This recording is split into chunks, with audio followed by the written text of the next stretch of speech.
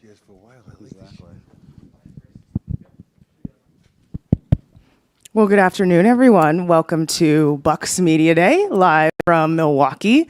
We are so excited that we have reporters both in person and on Zoom. I'm Zora Stevenson, the Bucks reporter. We are currently inside Fiserv Forum, the home of the 2021 NBA Champions, and how nice of the trophy to join us. I know its schedule is very busy these days, so we appreciate it. Just some housekeeping things. If you're in the room, simply raise your hand. We'll get the microphone to you. If you're on Zoom, we are all familiar with that raise hand feature, so continue to use that and we'll make sure we get to you. A number of people will take the podium, the co-owners of the team, head coach Mike Budenholzer, GM Jon Horst, and then various players. We're gonna start and I'm gonna introduce the co-owners, Mark Lasry, Wes Edens, Jamie Dinan, and Mike Fascitelli. Let's get to questions. Who wants to go first? Don't all raise your hands at once. Just a quick housekeeping thing. Steve McGargy, Associated Press. Just a quick housekeeping thing. I didn't know if you wanted to release what percentage of your team is vaccinated at this point and what your opinions are of the NBA policy regarding vaccination and kind of following the local policies in terms of whether unvaccinated players can play. Sure. I mean, the vast majority of the team is vaccinated. I'm a big believer in vaccination. I mean, I've gotten double vaccinated. I'll try to get my booster if I can. So, but yeah, I mean, fully in support of what the NBA is doing.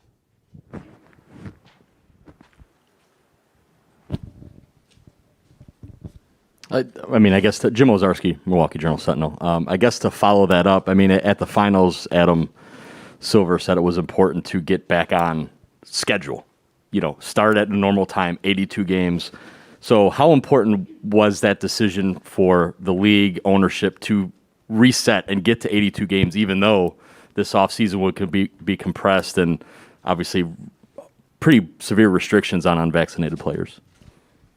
I mean, I think it's very important to get back on schedule. And so I think, the whole world is dealing with this pandemic. The U.S. has been blessed that we do have ample access to vaccinations, and that doesn't happen for every place in the world. But I think that I travel quite a bit. I'm in foreign countries a lot, and I realize how fortunate we are to be in the position we are. And I think it's important to kind of get back to living your lives while still paying attention to the protocols and the preventive measures that the league and local communities have taken to make sure that everyone's as safe as possible. This question, I would love to hear from all of you, but whoever wants to field it, I guess. At his post-game press conference after Game 6, Giannis Antetokounmpo said, "We did this the hard way. We built it from the ground up. We didn't build a super team." What does this championship say to other small market teams in the NBA and maybe in other sports in general from your perspective? Thank you. I'll start. I think it tells a number of things. One, if you invest, in your team and your product, you can really, the sky's the limit. You have to, I think, be patient. You have to put money into it.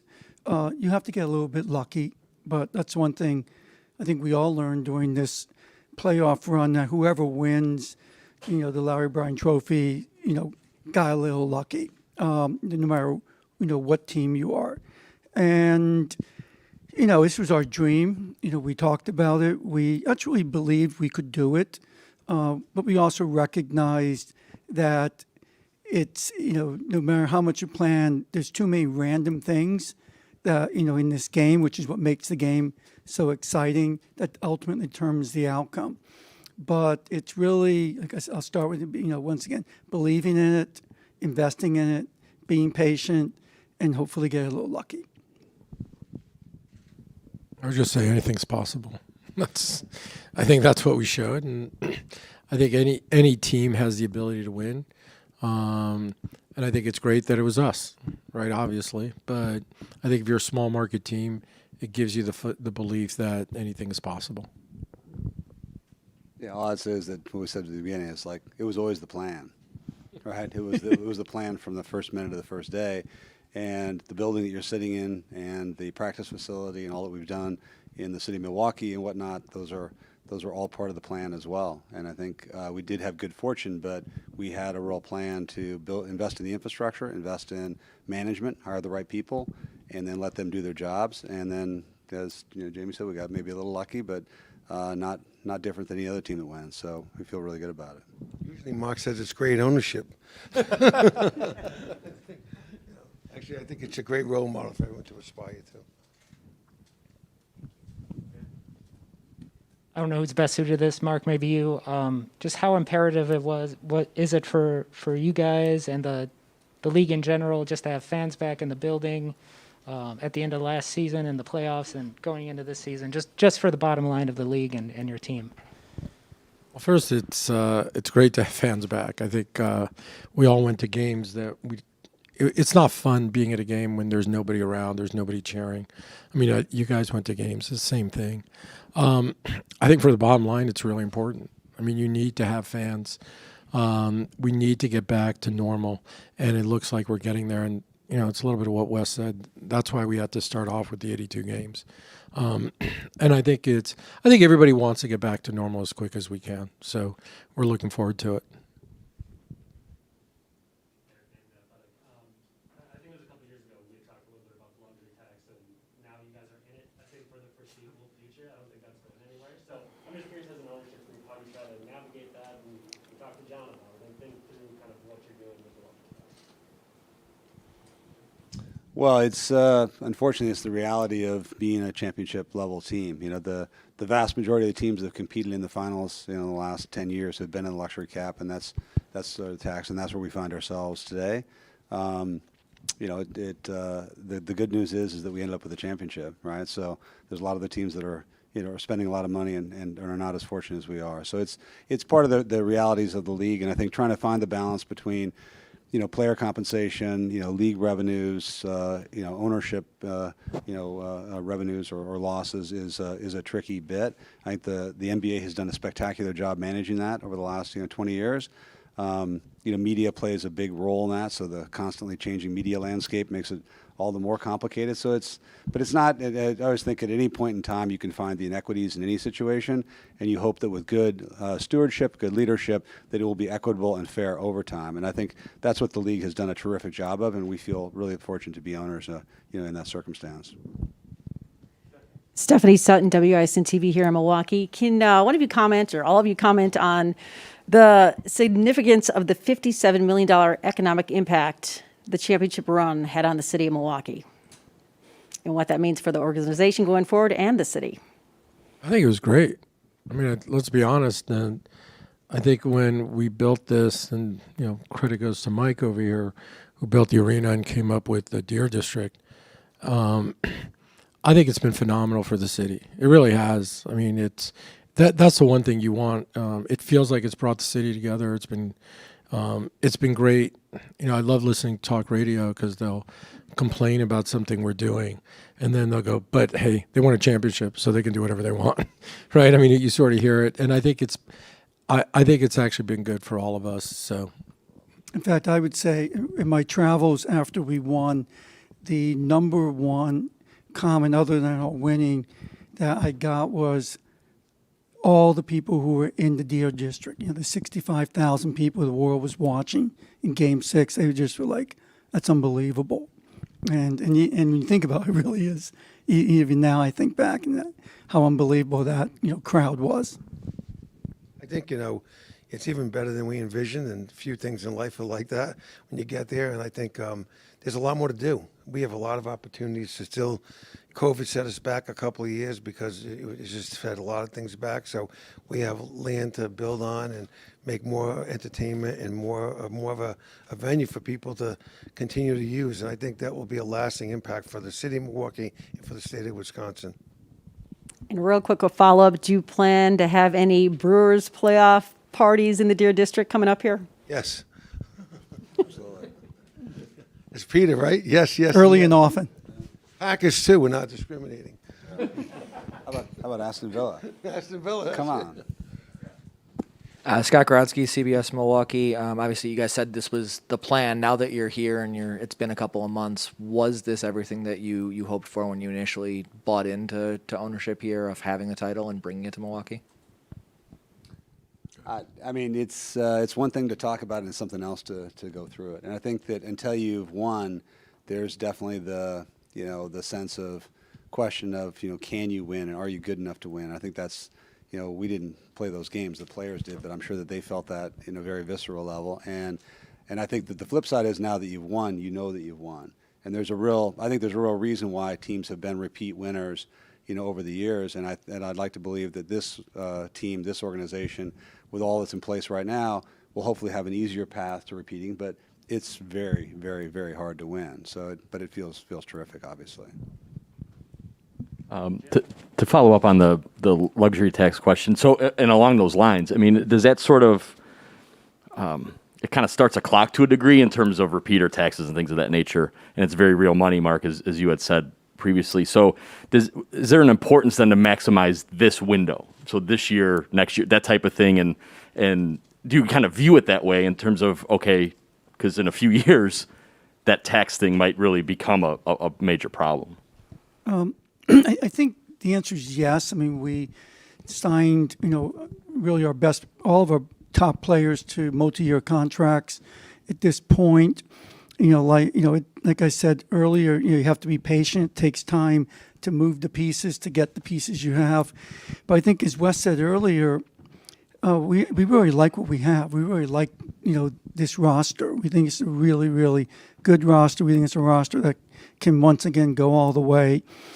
And, one of the consequences, unfortunately, in some cases is you go into the tax. If you remember, we were right at, the tax level for last year. We went over it, because we ended up winning. But, we buy into this thing to bring championships. And this is one of the consequences, I think, of being really good is you're probably, a group of players who, do so well, they become so valuable, and you have to keep them, you have to pay, and that's where we are. But we'd rather be in this position than, where other teams are, years behind us.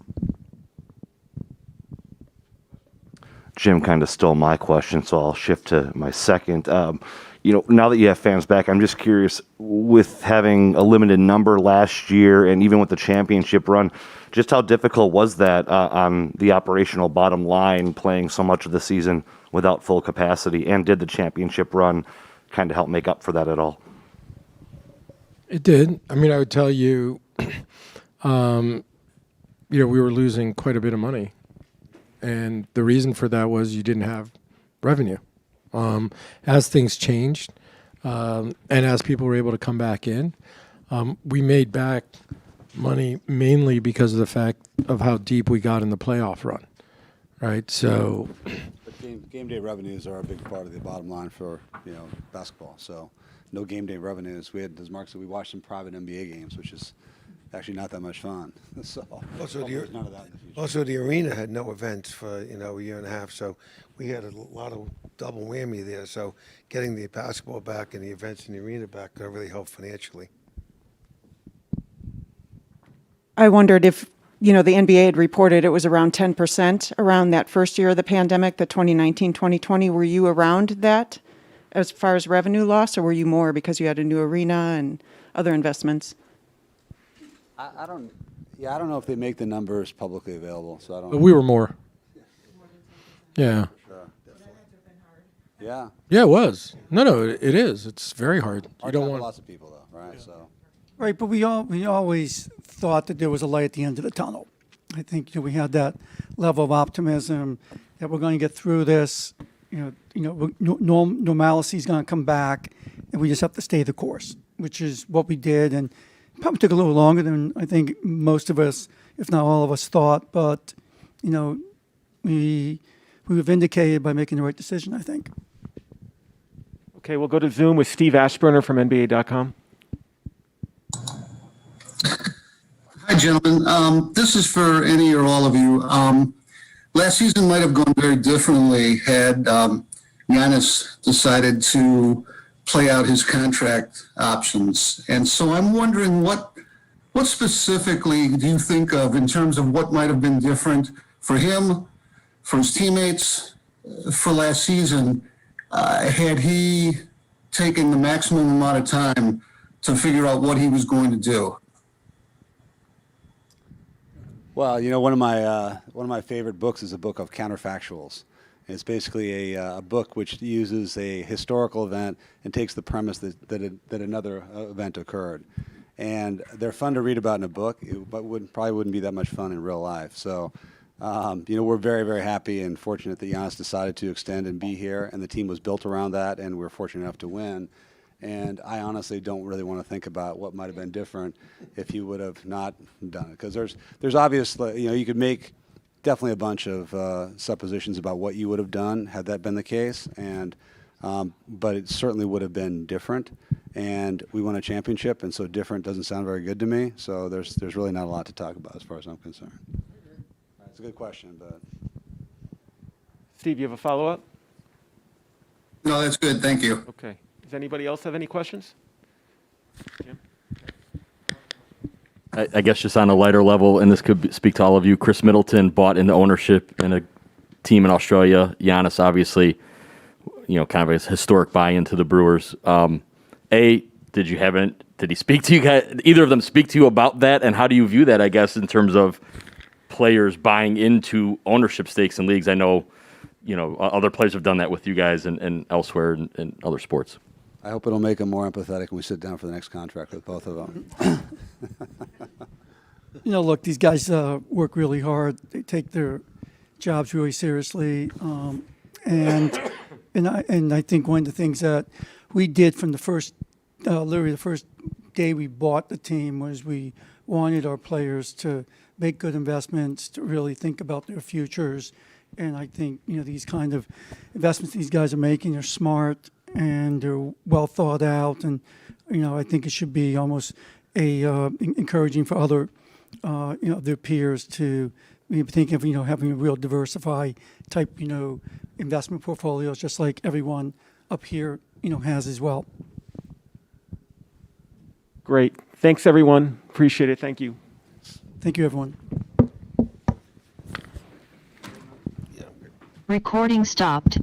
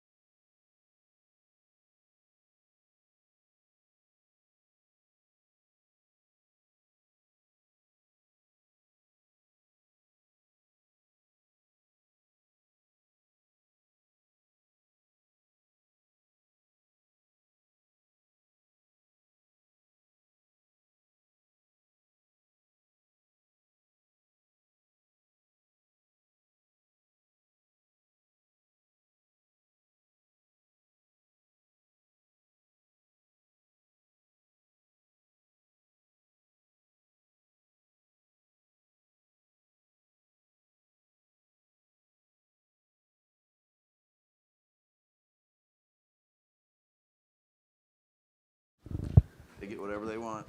Did you want it?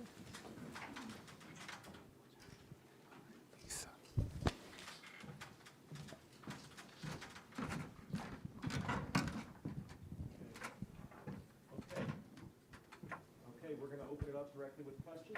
Please raise your hand. And if you're on Zoom, please raise your hand on Zoom.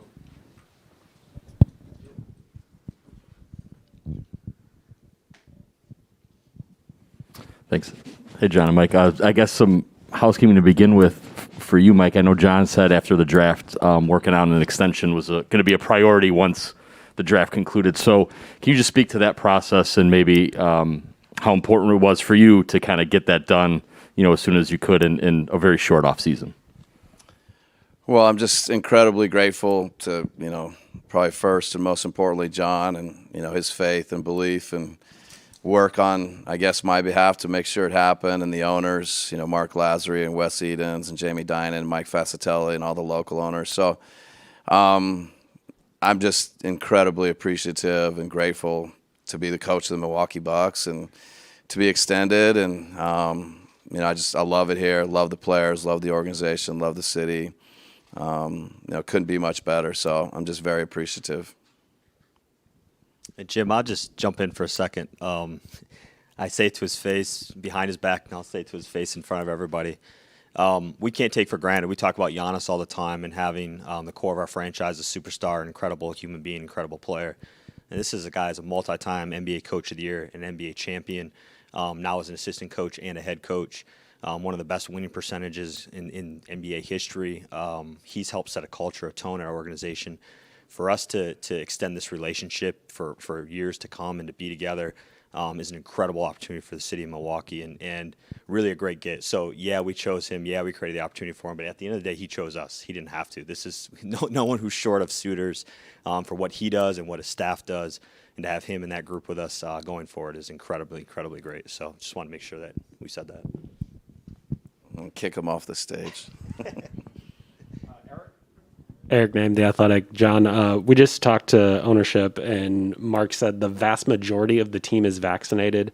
I'm curious if you can give us any more details, and do you suspect that by the time the season starts and you're into 82, that the full team will be vaccinated? We're all about consistency, so thanks for telling me what he said. So, yeah, the vast majority of the team is vaccinated. And I think, I was in here, we care at a high level. I personally believe in the vaccine. Bud feels the same. I think we work every day to make sure organizationally in our community that we focus on, that we care about that, and we'll continue that throughout the year. But yeah, a vast majority of our team is, and we're grateful for that. Andrew Wagner, Wisconsin State Journal. For either of you guys, I know winning a championship is hard, but compared to having to do it again, it seems like that's the easy part. How do you guys go about repeating, and what do you have to do to maintain that same level from last year? Well, nothing is easy. Winning a first championship, this team, this group was very special. And really the mindset is just, how do we build our habits? How do we get back to establishing, what we want to do defensively, what we want to do offensively, how we want to grow individually, how we want to grow and improve as a team. And really there's a roadmap that's been set here for, how we're going to approach a season. And the goal is always the same. And, we feel good about the success we've had for 3 years. And this last year it ended with a championship. But I think our players embrace the idea of getting better every day. They embrace the idea of, competing, playing unselfishly, being together, all those things that go into winning basketball.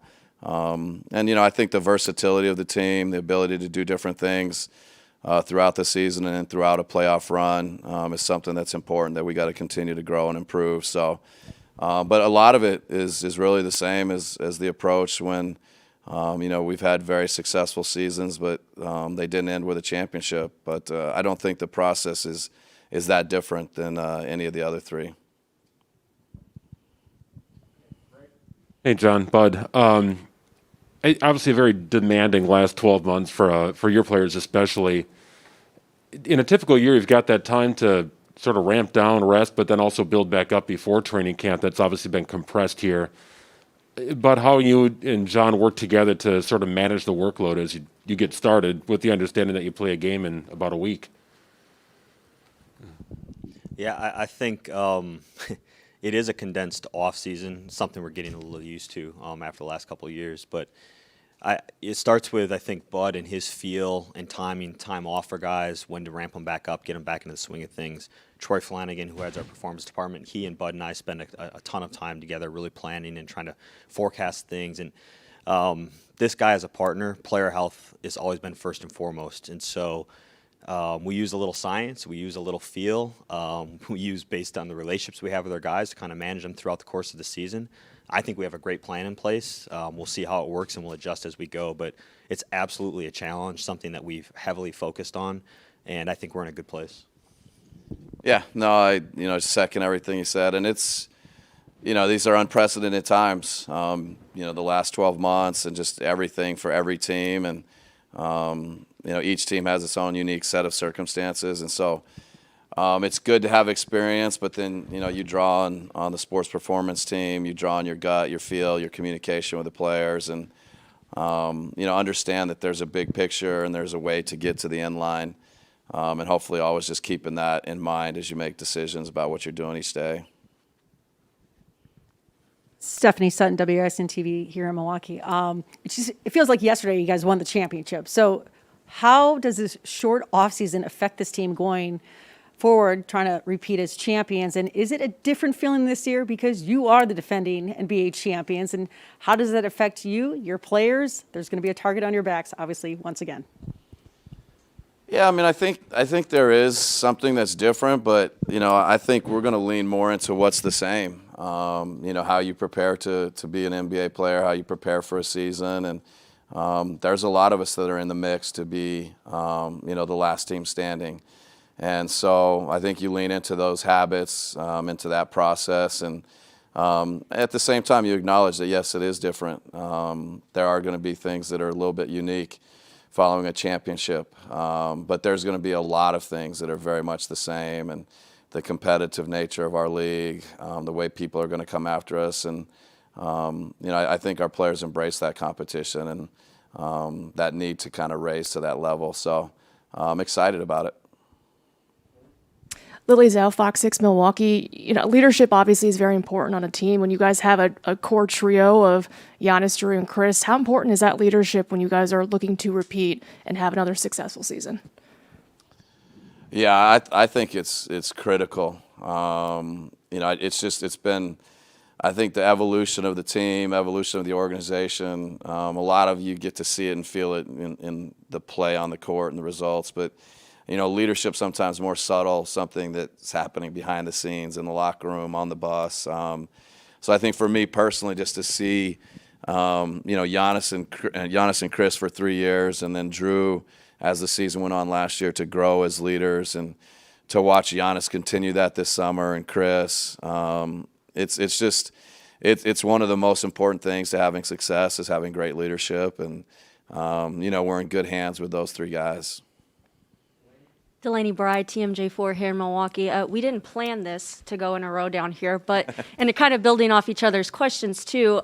For me, one of the joys of getting to watch you guys during practice, during that finals run, there were moments where you were putting your arm around Giannis. You were having very personal conversations. You could tell that trust in that conversation was building. Now that you guys have achieved something that you've both been wanting to do ever since getting into the game of basketball, how do you continue to build and grow that relationship with not just Giannis, but also some fresh faces that are coming to this team? Yeah, I think it's something that just happens organically. I think if you force something like a relationship or things like that, players feel it, everybody feels it. So, hopefully we have things that are in place, the way we go about our daily, lives in the practice facility, coming in and doing vitamins and getting that one-on-one time with coaches, watching film in the theater, either as a group or individually, going to dinner, again, either, one-on-one or collectively. And there's just so many different ways that hopefully we're building trust, we're getting to know each other, and building those connections that, get you through times when things are good, but also more importantly probably when things are hard, because you're going to go through things that are not easy in a season and in a playoff run, and that's when you draw on those relationships and those connections. So it's more organic. I couldn't tell you exactly how and when and where, but hopefully all those things are happening at a high level. Hey guys, Jamal Collier from ESPN. I want to go back to the vaccination point in your team status. Do you envision that being an issue for y'all as far as people not being available, players not being able to participate in practice here early on? And just how do you go about it? It seems like there's a lot of sort of misinformation out there, sort of different opinions. How did y'all go about educating players, staffers, anything about the vaccine? Yeah, I'll start.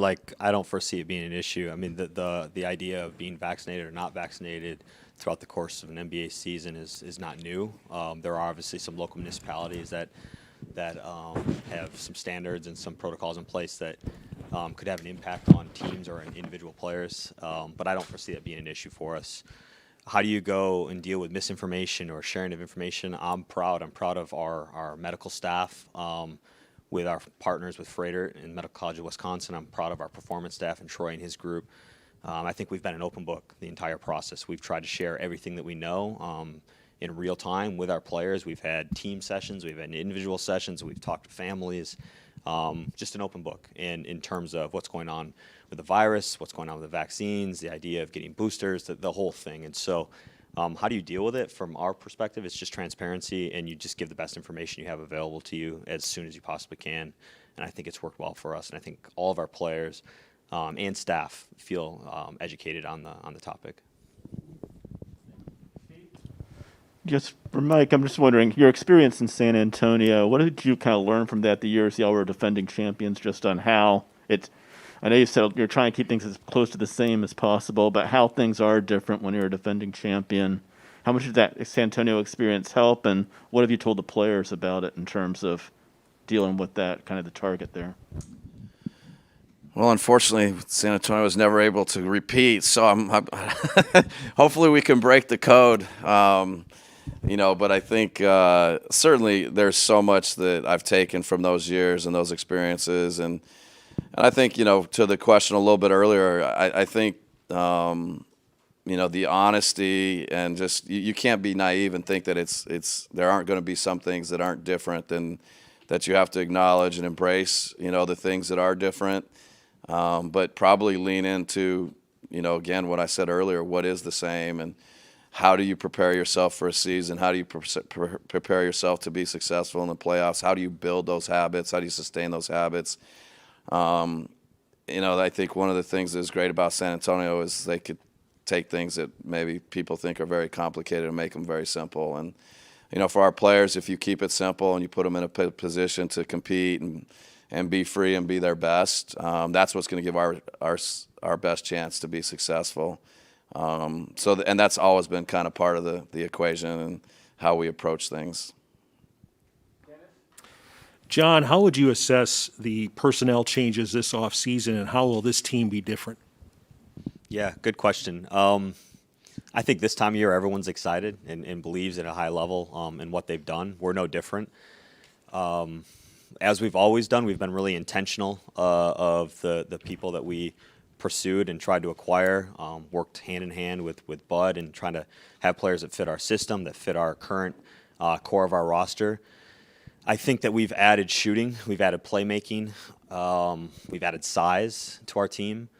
I think we're betting that we've kind of grown in our toughness and our physicality and kind of understanding what it takes to win, the experiences of the existing core of our guys, and that the people that we brought in are high character people. They're intelligent people that have great skill sets and great size, that they're going to be able to kind of just pick up where we left off and continue to contribute. So, I mean, from Semi to Grayson to Rodney, bringing George back, some of the young guys that we have, I think we're really excited about it. And I think we're better in a different way is probably how I would say it. And I know Eric and I spoke a few days ago, and I believe that. I believe that we're better in a different way. We'll find out. If we're not, we have options and abilities to adjust and pivot as we always have. But, yeah, I think that's kind of how I see what we've done.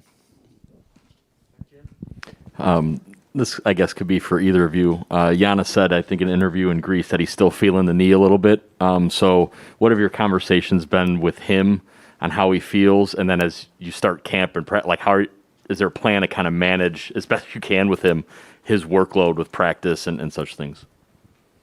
Yeah, I think no surprise that Giannis and some of our other guys are feeling, aches and pains, and we're dealing with different things, injury-wise or just kind of just fatigue-wise, coming off of last year's run for Khris and Jrue coming off the Olympics. I don't think it's any different than any other offseason or it's no more unique. I think it goes back to an earlier question of how do you approach it. We spend a lot of time together, Bud and I and Troy, and we figure out what the right ramp up is and the right rehab and the right treatment that these guys need for the long haul, to get them ready for the long haul. I think Bud would probably agree it'll be a little bit day to day for some of these guys and what training camp looks like and what preseason games look like. But I don't know that Giannis is any more unique or different than anyone else in that. I just think that we'll take a really smart, cautious approach to all these guys. Is that fair? Yeah, no, I think so. I think Giannis's health and Giannis, being, at 100 or as close to 100% for as much of the season is important to us. And I think now is the time when you can err on the side, maybe more we're always on the side of caution, whatever that other side of that is, and just, get him strong and, physically, ready for an 82-game season and a playoff run. And, but it's the whole group. There's I think a real awareness that we need to be very conscientious of just trying to, do things that make sense, given where we are and kind of the off season that we've had. Lily? John and Mike, you can comment too. You've known Giannis his whole career. I'm kind of wondering, when you first brought him in, can you just talk about the evolution of Giannis from when you first met him to him becoming such a star player, now a dad, and eventually a part-time owner of the Brewers? No, I mean, there's a lot of things. I think we've all grown and evolved in this organization and over that course or that period of time. I think, Bud touched on it a little bit. His leadership, I think his willingness and understanding of just his presence and how important it is for him to be present in certain situations, to use his voice. He uses touch. I think people respond, obviously, in very positive ways to Giannis. I think that's a huge growth for him. To see him become a dad is pretty cool.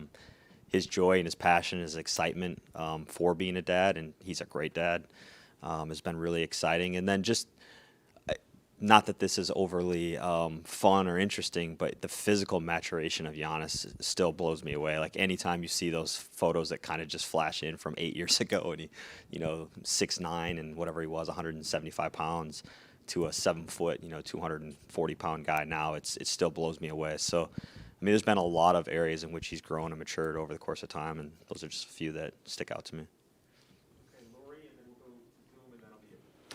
Mike, I wondered about Giannis with you. Do you have to read him at all, or is he brutally honest with you? I'm going back to the injury, and I know what I saw in Game 1 in the Suns, and he didn't look great, but he sat in the press conference and said, I'm fine, I'm fine, I'm fine. Do you have to read him a little bit, or do you have to have like a private meeting, tell me the truth, how are you doing, or is that still evolving? Yeah, no, I mean, he's such a great competitor, so I'm trying to think of how to accurately answer the question.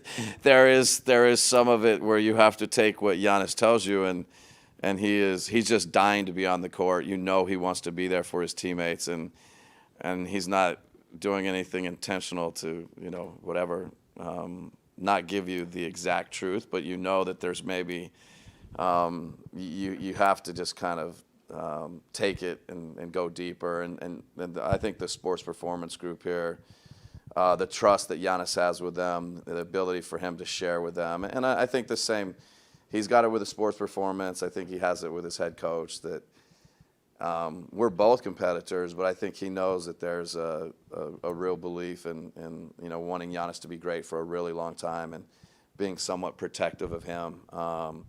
And so I think it's always evolving with a competitor, a guy that, sometimes you have to tell him things he doesn't want to hear, and is he telling me all the truth because he knows I might not, let him? It's usually about playing. So I think those relationships are always evolving and growing and maintaining that trust and faith and belief. And I think it's in a great place. And, I want to always continue to work to maintain it. And I think the same for the sports performance, for John, the front office. He knows we care about him deeply and we're going to protect him. Sometimes you have to protect him from himself. Yep. Okay, last question for Steve Ashburner from NBA.com. Hey guys, this is for both of you. It's been asked in various forms, but I'm going to ask it again. The urgency with which you do your jobs the last couple of years is gone, many would say, and there's the potential for complacency.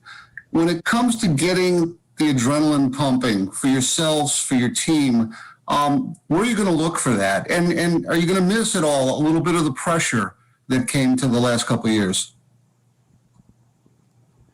Steve, I'll just say for myself, there's been, like you said, it's been addressed in a bunch of different ways, and how do you maintain the focus and how's it different and all these different things. I can tell you, we've said this before, what I'm most proud of is we've had a goal in mind from day one to sustain success over a long period of time and be in a position to compete for championships. You hope you're good enough, you hope you're a little bit lucky, you hope you're healthy.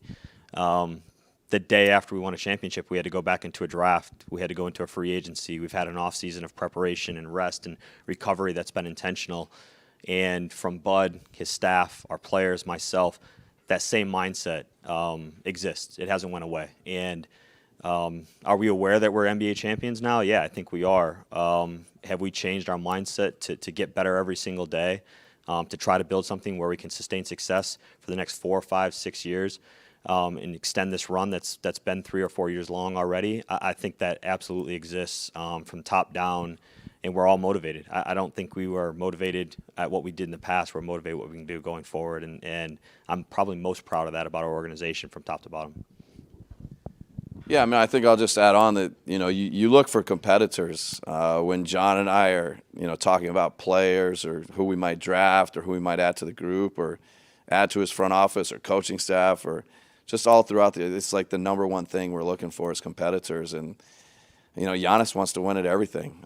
Khris wants to win at everything. John wants to win at everything. And if your juices aren't flowing when you get back to camp and you're getting ready to play games and, the greatness of this league, the competitiveness of the NBA, and I can tell you, we just met and the juice is in the theater and guys are ready and, physically it may take some time, but I think that competitiveness, it may lay dormant for a couple months or it may come out on the golf course or whatever it is they're doing, but we have great competitors. And I think when you have that, then you can kind of sleep and know that that competitors can fight human nature and can fight the, what might be complacency or anything like that because they want to go out and win. They just don't like anything but winning. And that's, I think, the kind of people we've tried to surround ourselves with and build the organization with. And Giannis, Khris, Jrue, Brook, Bobby, Pat, Jordan, Dante, Grayson, Shimmy, all these guys. We think they're great competitors, and that's why we're ready to go tomorrow. Practice, shell drill, transition D, all the same stuff. And cutthroat, we'll see who's competing in cutthroat tomorrow. Hey, Just to follow up quickly, Oh. I'm curious looking back at how things worked out, you know how the media distractions are in this league and human nature, whatever it is. What did it mean to your season? What did it mean to you in your jobs that Giannis got his business out of the way early before everything started? It could have hung over the whole season. What was different because of that, do you think? I was kind of I listened to Mark and Wes and Jamie and Mike speak. I think Wes nailed it. I don't know that we want to spend too much time thinking on what would have been different. We know what did happen. And the fact that we said it when it happened, he committed to our organization, he committed to his teammates, committed to the city and the state. I think it gave everyone a sense of comfort and focus on the mission to win every single year. And again, the sustained success. Like, there's no better marker for sustainability than having the multi-time MVP of the league, now Defensive Player of the Year, Finals MVP, being committed to the organization for the next 5 years. So I just think it just set a tone for everybody, and I think we're incredibly grateful that happened. Just before we're done, from Bud and I think we should welcome Lisa, the new voice of the Bucks. I know I'm excited. Welcome to the family. This is an incredible opportunity for us to work with someone different and new, and you'll spend a lot of time with us. So I just wanted to say thank you and welcome. Yeah, welcome, Lisa. We're excited to have you. All right. Great. Thank you, guys. Thank you guys very much. Okay, Brooke and Bobby will be in a moment.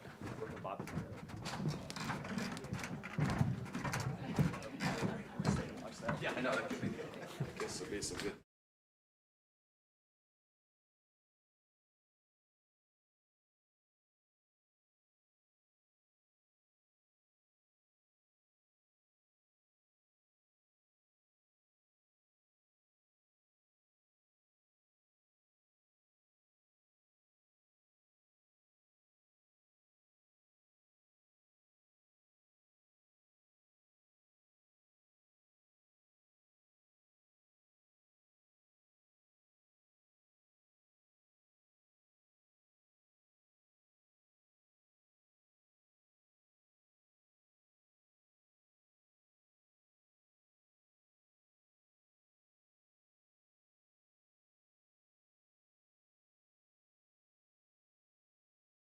For Brooke or Bobby? Okay, Eric? Eric name. Delaney? What's up, guys? Good to see you. I guess, Brooke, for you, you've been fighting for a championship your whole life. You've been trying to get to this spot. Now you have been a champion for a summer. I'm curious, what was the summer like being NBA champion Brook Lopez? And then also, how do you try to fight complacency and the idea that we've done it, now what do we do? Yeah, didn't seem like it was working. Anyway, it was a nice summer. I just stayed relatively chill and low key. I was able to bring the trophy home a week ago to Fresno in my high school at San Joaquin Memorial.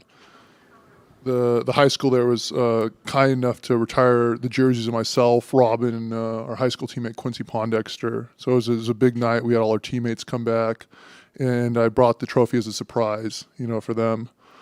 It was great because my high school coach Will Hooker I got to convince him to hold the trophy, who had a big influence on me and where I am today. And it was also great, holding it around Robin. It was sweet. He didn't enjoy it. He didn't want to hold it. He didn't want to touch it. And so, just rubbing it as much as possible, BP, I definitely enjoyed that. But on the second part of your question, I don't really foresee any overlap, I guess, or complacency or anything like that. That's not how this group is. That's not our group's DNA. It's kind of like, I don't know, at least in my mind, that's that. It's great. It was incredible. This is something that can't ever be taken away from us, but, it's happened. That's done with. We'll get a nice night, opening night, to celebrate one more time with each other, get our ring, see the banner, which is going to be incredible. But, we're back to business, and that's kind of who we are. We're not guys going out, looking for attention or anything like that, or needing love or anything like that. That's not what this group is about. We're who we are. We're quiet guys, unassuming guys, and we come in to win games. We want to win. We want to do it again. I guess Eric took care of Brooke, so I'll take care of you, Bobby. I think we watched you win over the crowd here in Milwaukee through your play, but I think everyone's really bought into you when you said, I'm a blue-collar guy, and I love this blue-collar city. What is it like for you to be able to come back to Milwaukee, get to stay here, and did you take the trophy to Little Rock? Did you have fun with the Larry O'Brien trophy yourself? Yeah, being a guy, going in my 7th year now, in the NBA, the journey's tough, man. You get to the league, there's only a handful of guys that get to stay on one team their entire career. You got the Kobe Bryants of the world and, guys like that. But, RP too, Kobe. But, just to be able to come back to a team that I kind of felt like I fit in, and it's a city that, just really embraced who I was as a player. I never had that in my career. bounced around. This is my fourth team now. Hopefully I can be here for the long haul, but, this is my fourth team now. And, just being here, being able to impact winning, that's all I wanted to do. That's what I said when I in my first interview with you guys, last year, during the when I first signed here, was that I wanted to impact winning, and just having the chance to do that and do it on the biggest stage in basketball, and have my family there, have my mom, my three little brothers there, have all our family there, have our support system there, just supporting us through it all. Everybody know how tough it is to, even get to year 14 now, Brook, and year 7, even to get this long. Like, it takes a lot just to get to this point. And, I really like it here in Milwaukee, and I just love how the city embraced me. But to answer your second question, I was able to take the trophy home to Little Rock. I took it home. I have a foundation that supports single moms. And my mom was a single mom growing up, so I love single moms. I love everything that they go through, and I just love helping them and supporting them. So I had a chance to take it home then. I have a foundation that does that, and I have a foundation weekend, and I have a kids camp and free bowling events and that. But it was just fun for me to bring the trophy to the kids. Where I'm from, it's a poverty city. It's a low maintenance city, but guys really have a lot of talent, but they never get to make it to this stage in the NBA to be an NBA champion and things like that. So I want to spread my blessings to others, and just give kids an opportunity to touch the trophy and see the trophy, and hopefully inspire those kids to one day be in my shoes, to be an ambassador of my city. Hey guys, I know, at the end of the day, basketball is a business. You guys have a new team this year. Have either of you guys been able to talk with PJ in the offseason, and just how will he be missed? That's on the my team? boy, PJ Tucker. Shout out PJ too, man. That's the guy. Me and Brook were just talking. He 1-on-1. He 1-on-1. Like, there's nobody like PJ. He's obviously he was a big piece to our championship team that we had. He did things that didn't show up in the box score that guys wouldn't do. He's one of those guys that was special. But I talk to PJ every week. We chime in, we talk, we text. He's one of the best teammates, man. He's a funny guy, and he's selfless. He gives his all to the team, puts his body on the line, does all the little things that you need to win. And he's a great guy, and he definitely was on a world tour this summer for sure. Though that's my guy, yeah. Hey, Brook. I don't know if you're the player rep still or what, but I'm just curious. You guys had 60 days off, 90 days off last off season. I guess, can you speak to a little bit maybe that player conversation of the league wanting to restart the season now and have 82 games, and because I know there's revenue parts of that too. So I'm just curious from that player point of view what the discussions were like. I don't think I was a player rep. If I was, I really, really messed up on my responsibilities, and I let a lot of people down. But just from my personal perspective, I don't know how many players were in my shoes where I kind of wanted to get everything back on track. Timing wise and beginning of the season as to kind of where it is now and stuff like that. And so I understand obviously the kind of truncated shortened breaks we've had the past couple seasons. They've unfortunately been the way they were, but just getting the season back on its normal schedule. I'm a creature of habit. I know a lot of players are, and so having that usual rhythm that I think is important to us is comforting. It's what we know, and so it's tough having the shorter off season. It helps, for us obviously winning. It's a good reason to have a short off season for us, but just getting back in those habits and those rhythms are big to me, at least. This is for Bobby and Brook. Is it a different feeling going into the season knowing you are the defending NBA champions, and what is it going to take to repeat? Shoot. Obviously, it's like second nature to always, obviously we just won a championship July 20th, and this September 27th.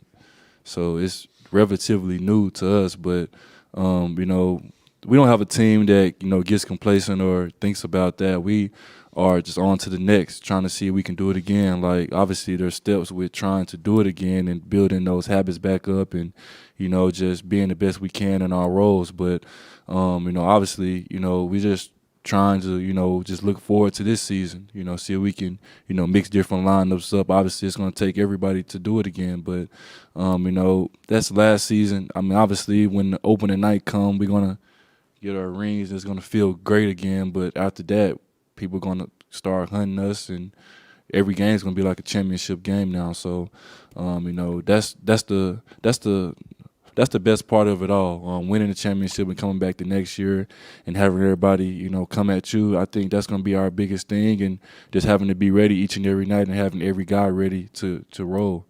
I think that's going to be the biggest key, and I'm just ready to roll. And, you know, I speak the underdog mentality, and we got to have that again. We won, but we got to be underdogs in that state as well, because everybody's going to be after us now, and we have to, you know, take that role and assume it. For either one of you guys playing against Grayson Allen for a bunch of years, what does he bring to the team? You know, he brings a lot of talent and tools that fit right in with, you know, our kind of team's mentality. You know, even outside of what he does well on the court, you know, he's just a tough player, a competitor, you know, and that's absolutely more of what we need. You know, it was that injection of toughness was huge for us last year, bringing guys like Bobby and PJ and Jrue.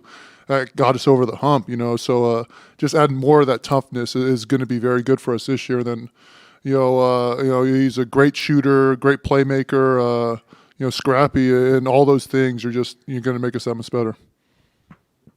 Eric? Hey, Bobby. Last year you talked about, you know, wanting to prove to everyone that you can be a winner, you can defend.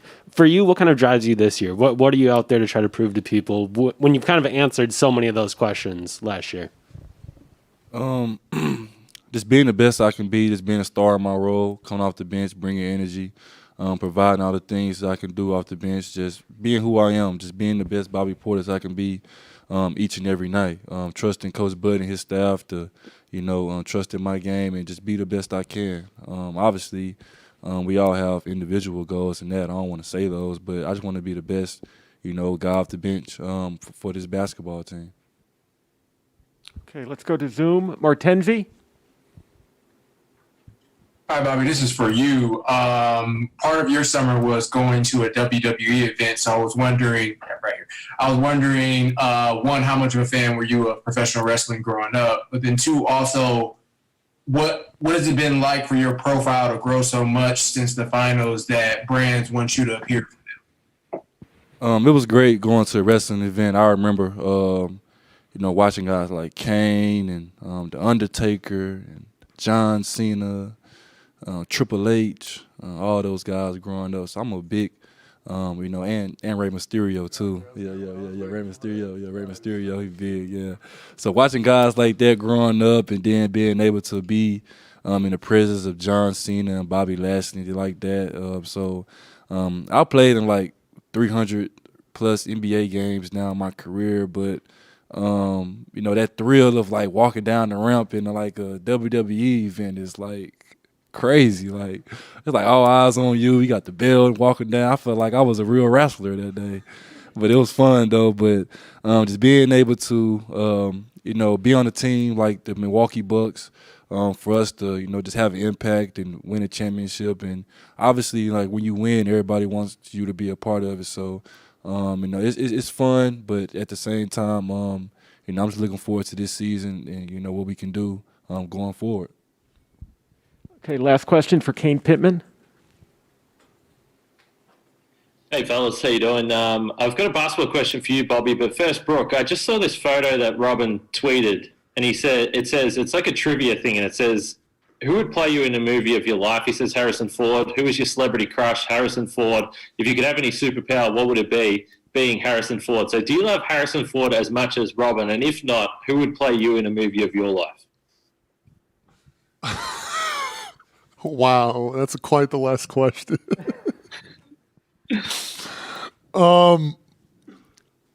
I do love Harrison. That's my guy. Putting him as his celebrity crush, that's something. But we are twins, and I guess, I typically cut my hair like this, so I don't know if Harrison would look quite good like this, but I got to go with Harrison too to play me at least. What was the last one then after Celebrity Crush? He said, if you could have any superpower, what would it be? Being Harrison Ford, which I don't know if that's a superpower, but. No, that's a superpower in and of itself for sure. I don't like the guy, but I gotta respect those answers. Hey, Bobby, I just wanted to ask, to follow up what Eric asked you, and I know you said you didn't want to give away specifically any goals that you have, but I was talking with Chase Buford going back a couple of weeks ago, and I know you go back with him back to Chicago. Shout out Chase Buford. Oh, we're in Australia, baby. Shout out Chase, too. Yeah, and he said that he thought, particularly defensively this year, the way you were coached was perhaps the best situation you've been in. So I'm just wondering, from an on-court perspective, what areas do you think that you still have to grow and to improve in this year and moving forward? I mean, all areas. As a basketball player and as a professional basketball player in that state, we have one job each and every year, and that's to get better. So we have to, really, hone in our skills each and every year. Obviously, continue trying to shoot the basketball at a high clip as much as I can. Just trying to rebound the basketball at a high level. Play defense, switching on guards, this and that, staying low. Moving my feet. As PJ and Dante say, move your puppies. You got to move your feet a little bit, move those. And, just being a great teammate, obviously, this is one of the best situations I found myself in, having guys like Brook, Giannis, Khris, Jrue. It's great people in this organization that really care. And, just being around these guys make you get better each and every day. I see what sacrifice can do for a player and for a person, and being around these guys make me do that. So just being better in each sense, and just try to be the best Bobby Portis I can be. Myron has one last question. Sorry, Myron? Yeah, this is for both guys. There's a young guy, Patrick Baldwin Jr., who plays at UW Milwaukee, and he said he stayed close to home because he felt like he can win at a smaller program. It's an underlooked program because of you all. You kind of inspired him. What's it like to know? He like a top 5 recruit, right, or something like that, right? Yeah, he's the real deal. But he said you guys inspired him that he can win anywhere. What's it like to know you're inspiring guys like that locally in Milwaukee at the high school and collegiate levels? I think it's a cool thing, man. Just to have an impact on our community.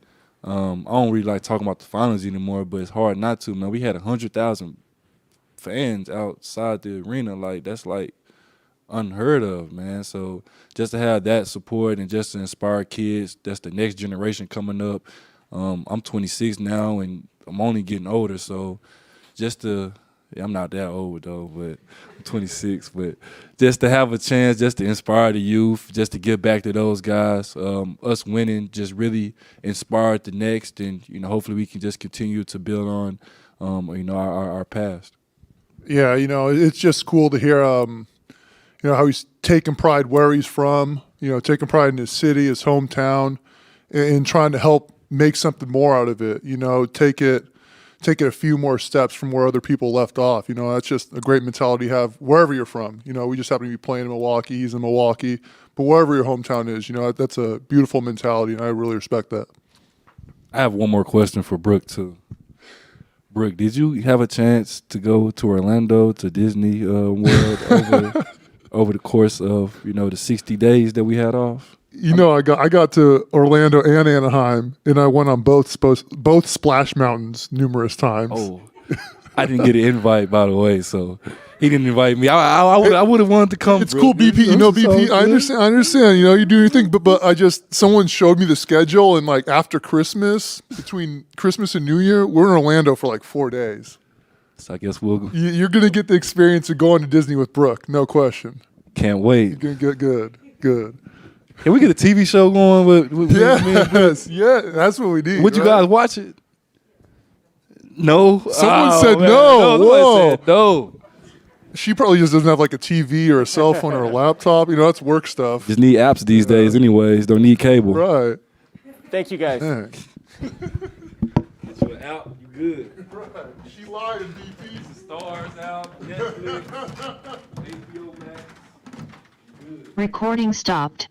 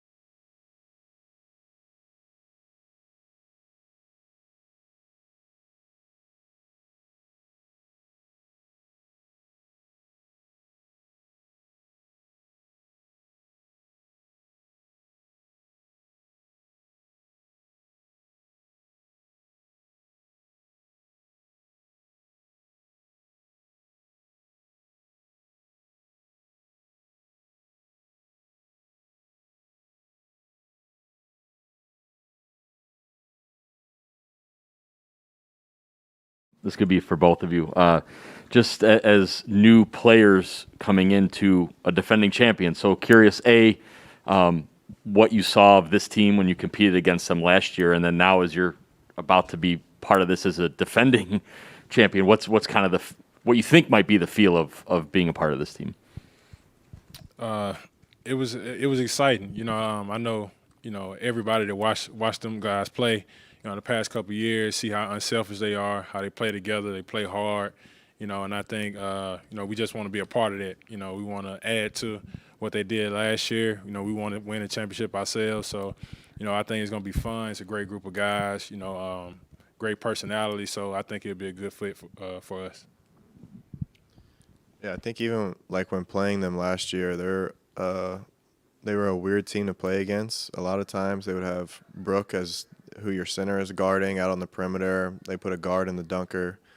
So it ends up being a very weird matchup. So I think for us, it's going to be cool to be a part of that, where you can kind of fill anywhere on the spot. And for both of us too, as like versatile players, it'll be a good fit for us both to fill those kind of spots out on the perimeter or near the basket. Eric Name, The Athletic.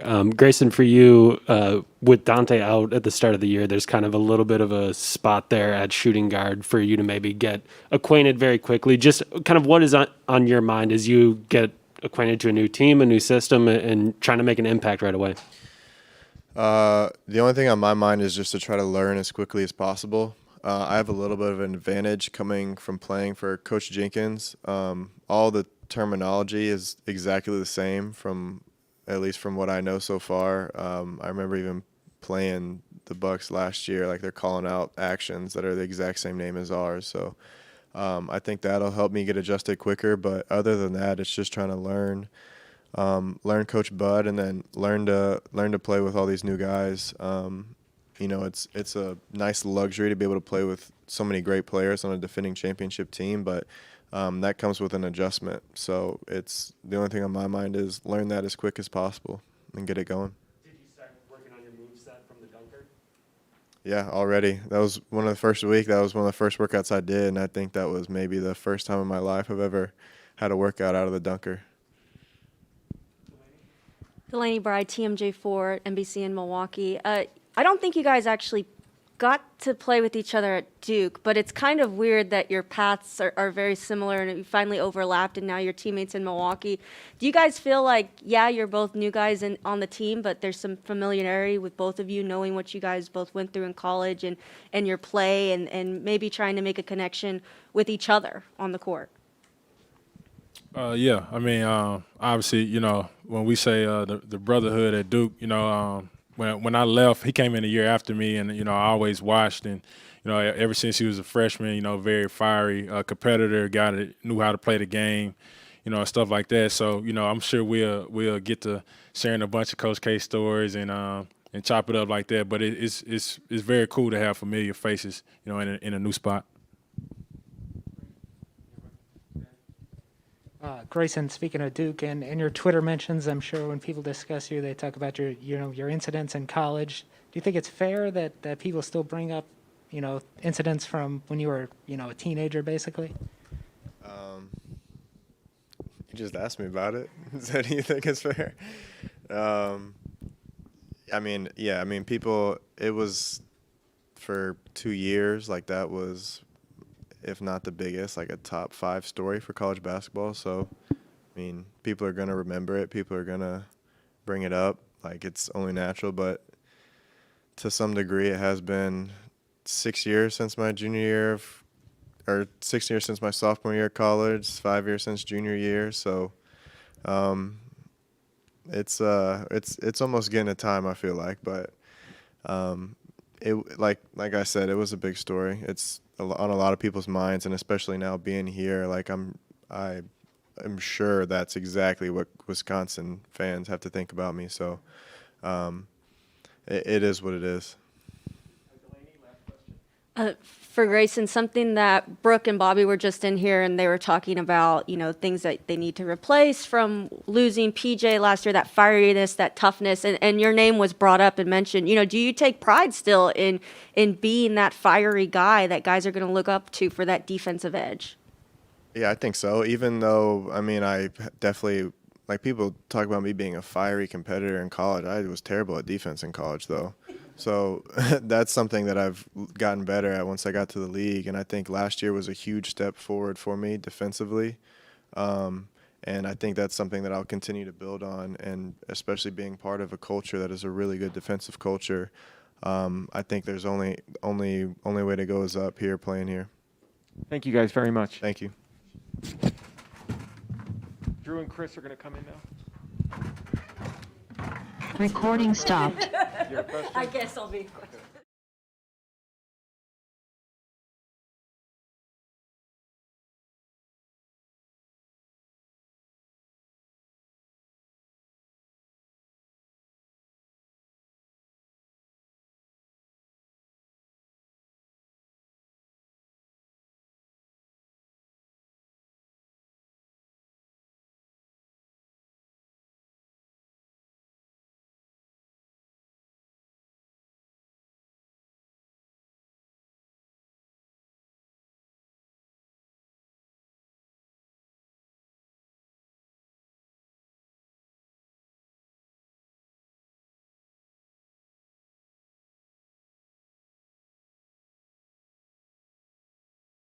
Okay. Guys, welcome. Recording in progress. Delaney. All right, we're good, guys. First of all, it's glad to see you back. Congratulations on your championship. Question for both of you: what has this offseason been like? I know I recently saw Khris got to take the trophy on a trip. Jrue, did you get to do the same? I did not get to take the trophy. No, I've just been sitting at home, really. Sitting at home, working out, preparing for the season. So we know this is a short off season for especially us two. So just sitting at home, chilling. Yeah, it's been a short off season for myself. Like Jrue said, I was able to take the trophy back home for a couple of days. No, really a day. That was pretty cool. Other than that, just been at home, trying to, catch up on time with my family, take care of my body, start working out again.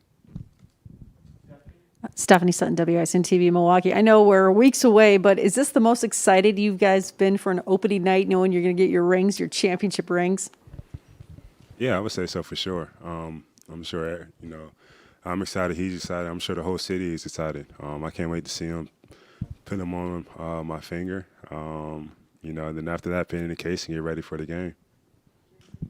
I mean, yeah, this is what you dream about, right? Especially as a little kid, being able to opening day, having that ceremony, and seeing the bling. So I'm ready for it. What's up, fellas? I guess for both of you, just what do your bodies feel like right now? You both talked about the short off season. Like, how are you feeling going into this? Is it more soreness than normal? Like, are you ready to go? Like, just kind of how are you both feeling? As of right now, I feel great. I think it really depends on, the first day, the first couple of days or week, how our body reacts and how can we adjust. And, I think it just really starts with that first week, see how it goes with training camp, and then we just have to go from there, at least for me. No, I agree. I feel good. Ready to go, mentally in a good place. So, like you said, we'll get back into it tomorrow and see how things go from there. I would guess neither of you have asked for an off day ever in your lives, but for you guys trying to manage that for an upcoming season, just what does that conversation kind of look like, whether it's with Jon or Bud, or kind of just going through all that? They're usually pretty good at being able to read guys and their bodies, but not only that, they're good at maintenance and maintaining. So I think if it ever came to that, we could have the conversation and it'd be fine, but I don't think it'll end up coming to that. Hey guys, Jamal Collier from ESPN. I want to ask you guys about your vaccine status on the COVID vaccine and just kind of what the conversations have been like for y'all as a team, as far and even with the league and the Players Association, as far as like sharing information and how you guys have gone about that, I guess.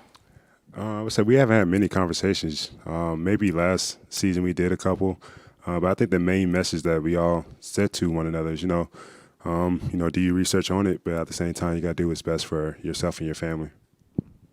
Yeah, I would agree. To be able to protect those around you, those that are important to you, and then at the same time, we were going through a finals run.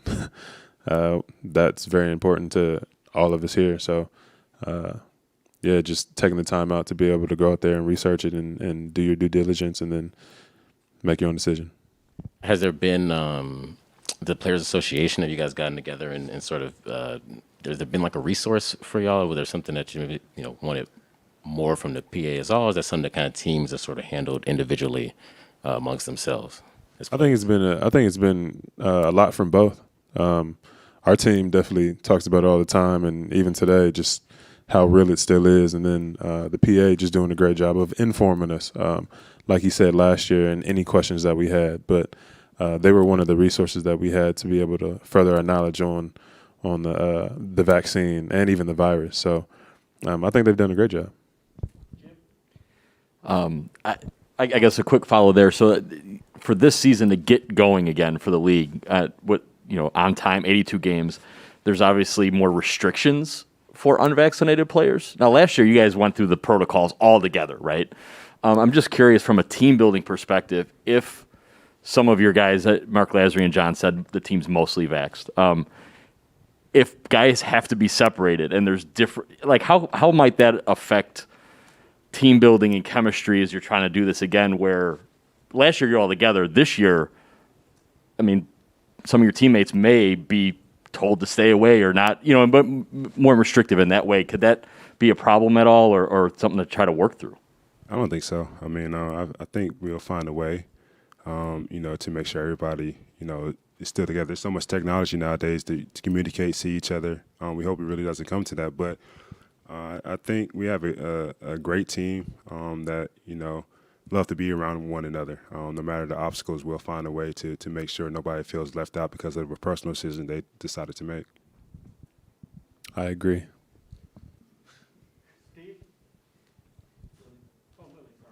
Hey guys, Lily Zhao from Fox 6 Milwaukee. First time we've gotten to talk to you guys since the crazy summer ended. So can you describe the whirlwind of winning a title, doing a parade, getting on a flight to Tokyo, and winning a gold medal, and what was it like playing together in Japan?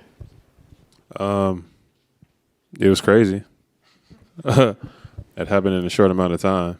But I think being able just after parade, the next day us leaving, and then the next day we played. Yeah. Playing again is just, honestly, it's like we never stopped. So I feel like we were pretty comfortable just going out there playing because literally 3 days ago we were playing the game. But the experience of together, man, was cool.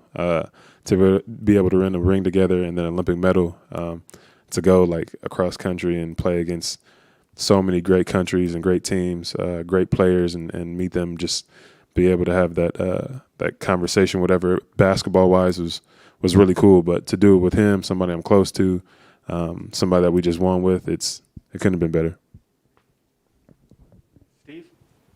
For both of you, now that y'all have won a title, I mean, obviously that's the thing you're chasing all along. Now that you've won a title, what do you kind of use as that incentive, motivation to make sure you still have that hunger?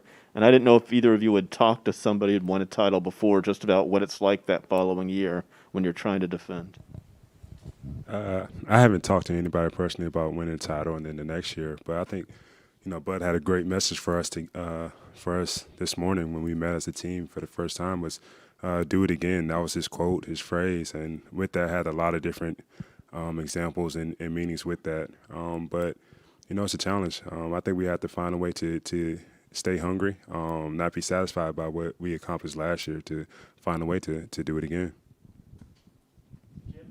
Well, speaking of Tokyo, I know there was a bubble to a degree out there. So were you able to stay in touch with Jordan? And did you guys kind of watch what he was able to do in his Olympic experience? And then off that, what maybe could that mean for a player like him coming into year two? Yeah, talked to Jordan a little bit. Obviously, him being in the Olympic Village, we didn't get a chance to go, but would have loved to experience it. That was cool, just talking to him about that. But to see him play on a international stage like that was really cool. See what he did and how well he played.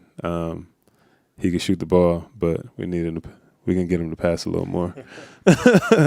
But played very, very well, and just for him to be able to do that against some great teams and great players was real cool to see. So hopefully you get a chance to show off a little bit of that this year. I mean, Chris, I know for you kind of took him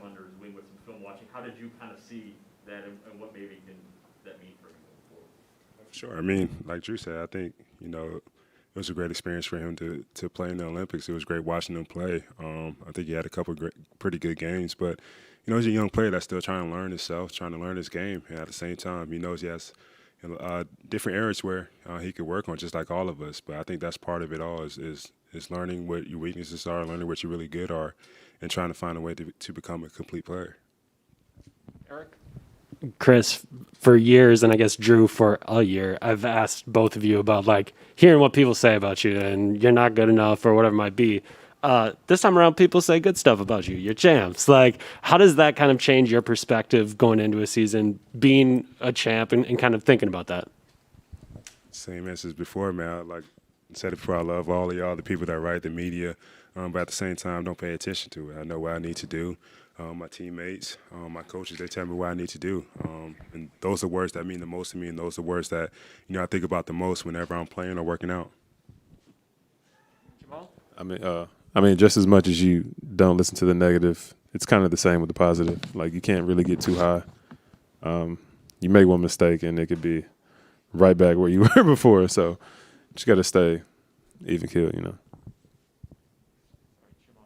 It's a little along the lines of that question, but last season people sort of made points to injuries. They may look at the team in Brooklyn as maybe coming back all together. Did y'all feel like y'all gotten the respect you deserve kind of coming off this championship, or is that something that y'all have not paid much attention to?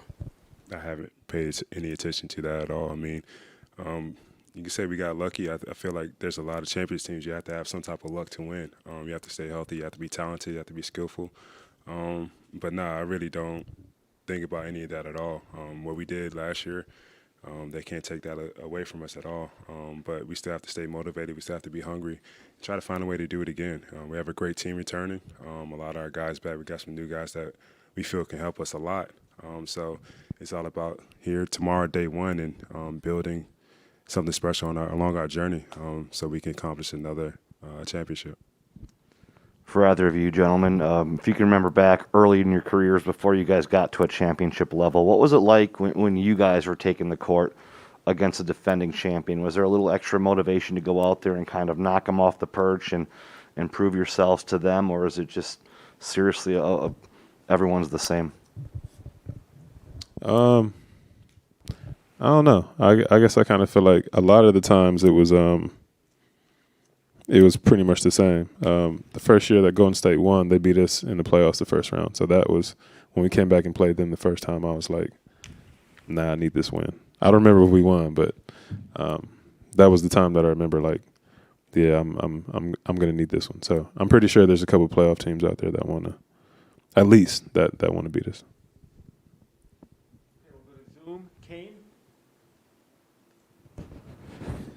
What's up, fellas? Good to see you. Congratulations with everything. You didn't need to do Australia like that in the Olympics, but outside of that, it's all good. Khris, for you, you spoke about external expectations and whatever people like us say, but for you internally, when you came to this day last year, it was a different situation. The playoffs obviously was disappointing. You weren't sure what was going on with Giannis. There was lots of pressure, it felt like, on the organization. What's the difference this year after winning the title? Does it feel like it's a weight off your back, or there's less pressure, or you feel more confident? What changes? I feel there's, a little bit of weight off your back, your shoulders or whatever. But as far as the pressure, expectations and whatnot, we expect a lot of ourselves. That doesn't mean just because we won last year, we're going to keep winning. But we know we're in a position to do that. So we expect ourselves to go out there and play hard every night, expect to win most nights. But, I won't say, this is a do-or-die season like I think some people have said in the past. We're happy about what we did last year, but we know we still have a lot to prove to ourselves, most importantly.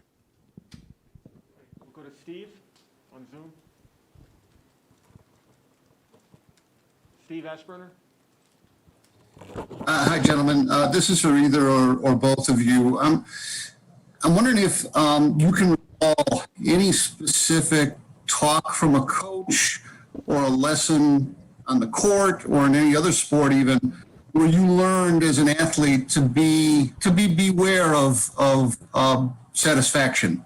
That don't settle for what you've achieved and always keep pushing through? Because I got to think that you wouldn't be at this level had you gotten satisfied at some point previously. Is there something that stands out, a coach maybe, or where you took some lumps as an athlete that it drove home that point?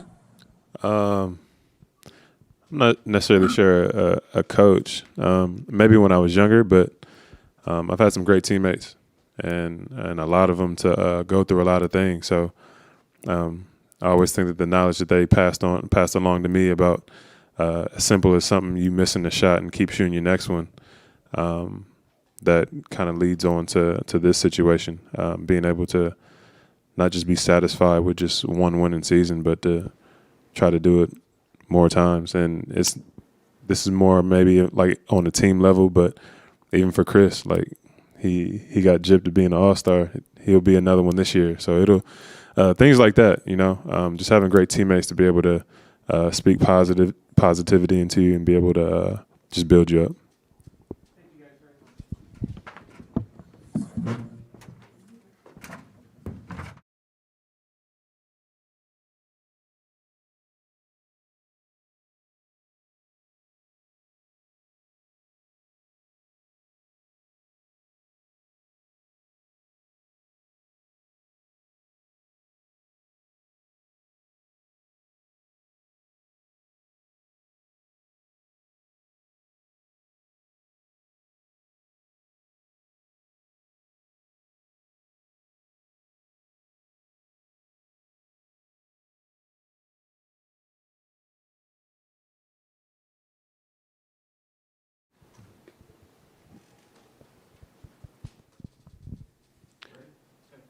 Hey, Shemi.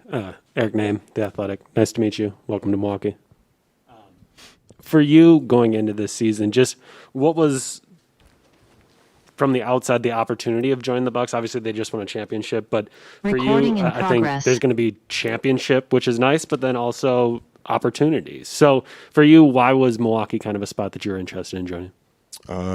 Obviously, like they just won a championship and they've established that culture and they've been working towards that for quite some time now. From the outside looking in, I've seen them and their winning culture, their winning habits, playing hard, their passion for the game. So when the opportunity arose to join the team, that's what I was thinking about. Like the championship was not something that I really factored in. It just so happened to be that they won this year. Shemi, so Khris just said you guys get together this morning and the message from the head coach is do it again. Curious, your perspective is obviously a bulk of the team is trying to do it again. You're part of a group that's trying to do it for the first time. So how does that feel, I guess? Do you feel like you were part of that, so you are trying to do it again, or I don't know, like how did that how did you kind of process that messaging and obviously trying to go forward here? Yeah, I mean it's an honest question. For me, like there won't be a ring on my finger opening night. Like that championship is not mine. In my mind, I mean, if anybody says I'm a part of that team, like they're lying. I think for them to have won the championship last year, they realized that they had to do the right thing every single day leading up to the championship. It wasn't, the finals, or it wasn't the game 6. It was first day of training camp, second day, third day, fourth day, and so on. And for me, it's just about getting better every day. Whatever happens at the end of the season, whatever happens come playoff time, should we make it that far is, just a part of God's plan. But for me, I just want to work hard every single day, get a little better, and whatever happens, happens. Shemi, you've guarded Giannis a lot in your career. I'm just curious, what's it like being on the teammate side of things now, and what's it been like spending more time around him? Right. Obviously, I've had my battles with him over the last couple seasons, and I just noticed that he doesn't take plays off. Like he has that intensity that you have to watch out for, and now being his teammate, it's going to be good to be a part of that intensity, to try to feed off of that and try to build off of it. So spending a little bit of time around him, you kind of see that he, when he wants to have fun, he has fun, and when he's around the game, he's locked in. So I think he just knows how to sort of flip that switch and turn that intensity on. Hello, Delaney, TMJ4, NBC Milwaukee. I think it's interesting just because you are a relatively younger player and you went to the Boston Celtics, a blue blood, so to speak, in the NBA. And for you to want to come to Milwaukee and join what is being built right now, the greatness of it, do you think that that's something that more players are looking at? Because there was a stint in the NBA where we saw the super team, and we still see the super teams. Yeah, obviously being in Boston was a blessing. Like I was glad to be drafted there. Like they gave me my first opportunity. I enjoyed my time there. For me, this offseason was just about going to where I had opportunity, going to where I felt like the culture that they were building was something trending in the right direction. And obviously they're doing that here, and I want to be a part of that.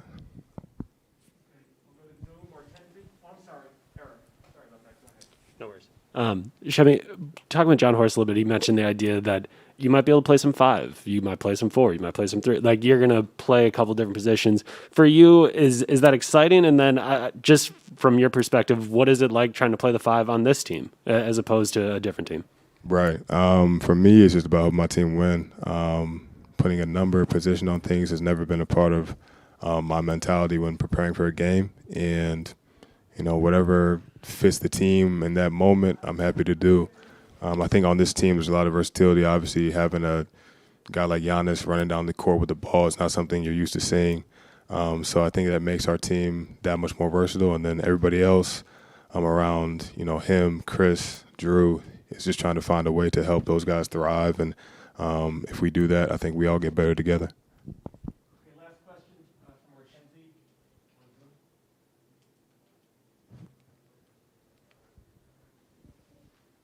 Hortense, can you hear? You're on. Yeah, I can hear now. Sorry. Shimmy, a lot has been made of you over the years, just how strong you are. So one, broadly speaking, how strong are you? But two, you're one of 4 players of Nigerian heritage on the team. Have you talked with Giannis Antetokounmpo and Jordan about that? And I guess what type of relationship do you foresee you all having in that regard? About the strength, it's a funny question. Like kids ask me, adults may ask me, like people joke about it all the time. But to be honest, like the older I get, the more I realize that like everything in this life is relative, and like there's always somebody bigger, faster, stronger, taller. So for me, I put my penny in the jar every day and just try to get a little better, whether that's in the weight room or on the court. With the heritage of being Nigerian, like it's built me, it's made me who I am.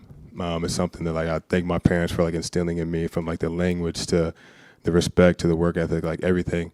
And like I see those same traits in Jordan and TA and GA, like they all share that same culture, that same background. So I think it's also helped them to get to where they are. And we haven't talked about it as much. Like me and Jordan kind of joke about the language, about Yoruba or Igbo and those kind of things. But I don't think it's something that you necessarily speak about all the time as much as you kind of eyeball and feel and know.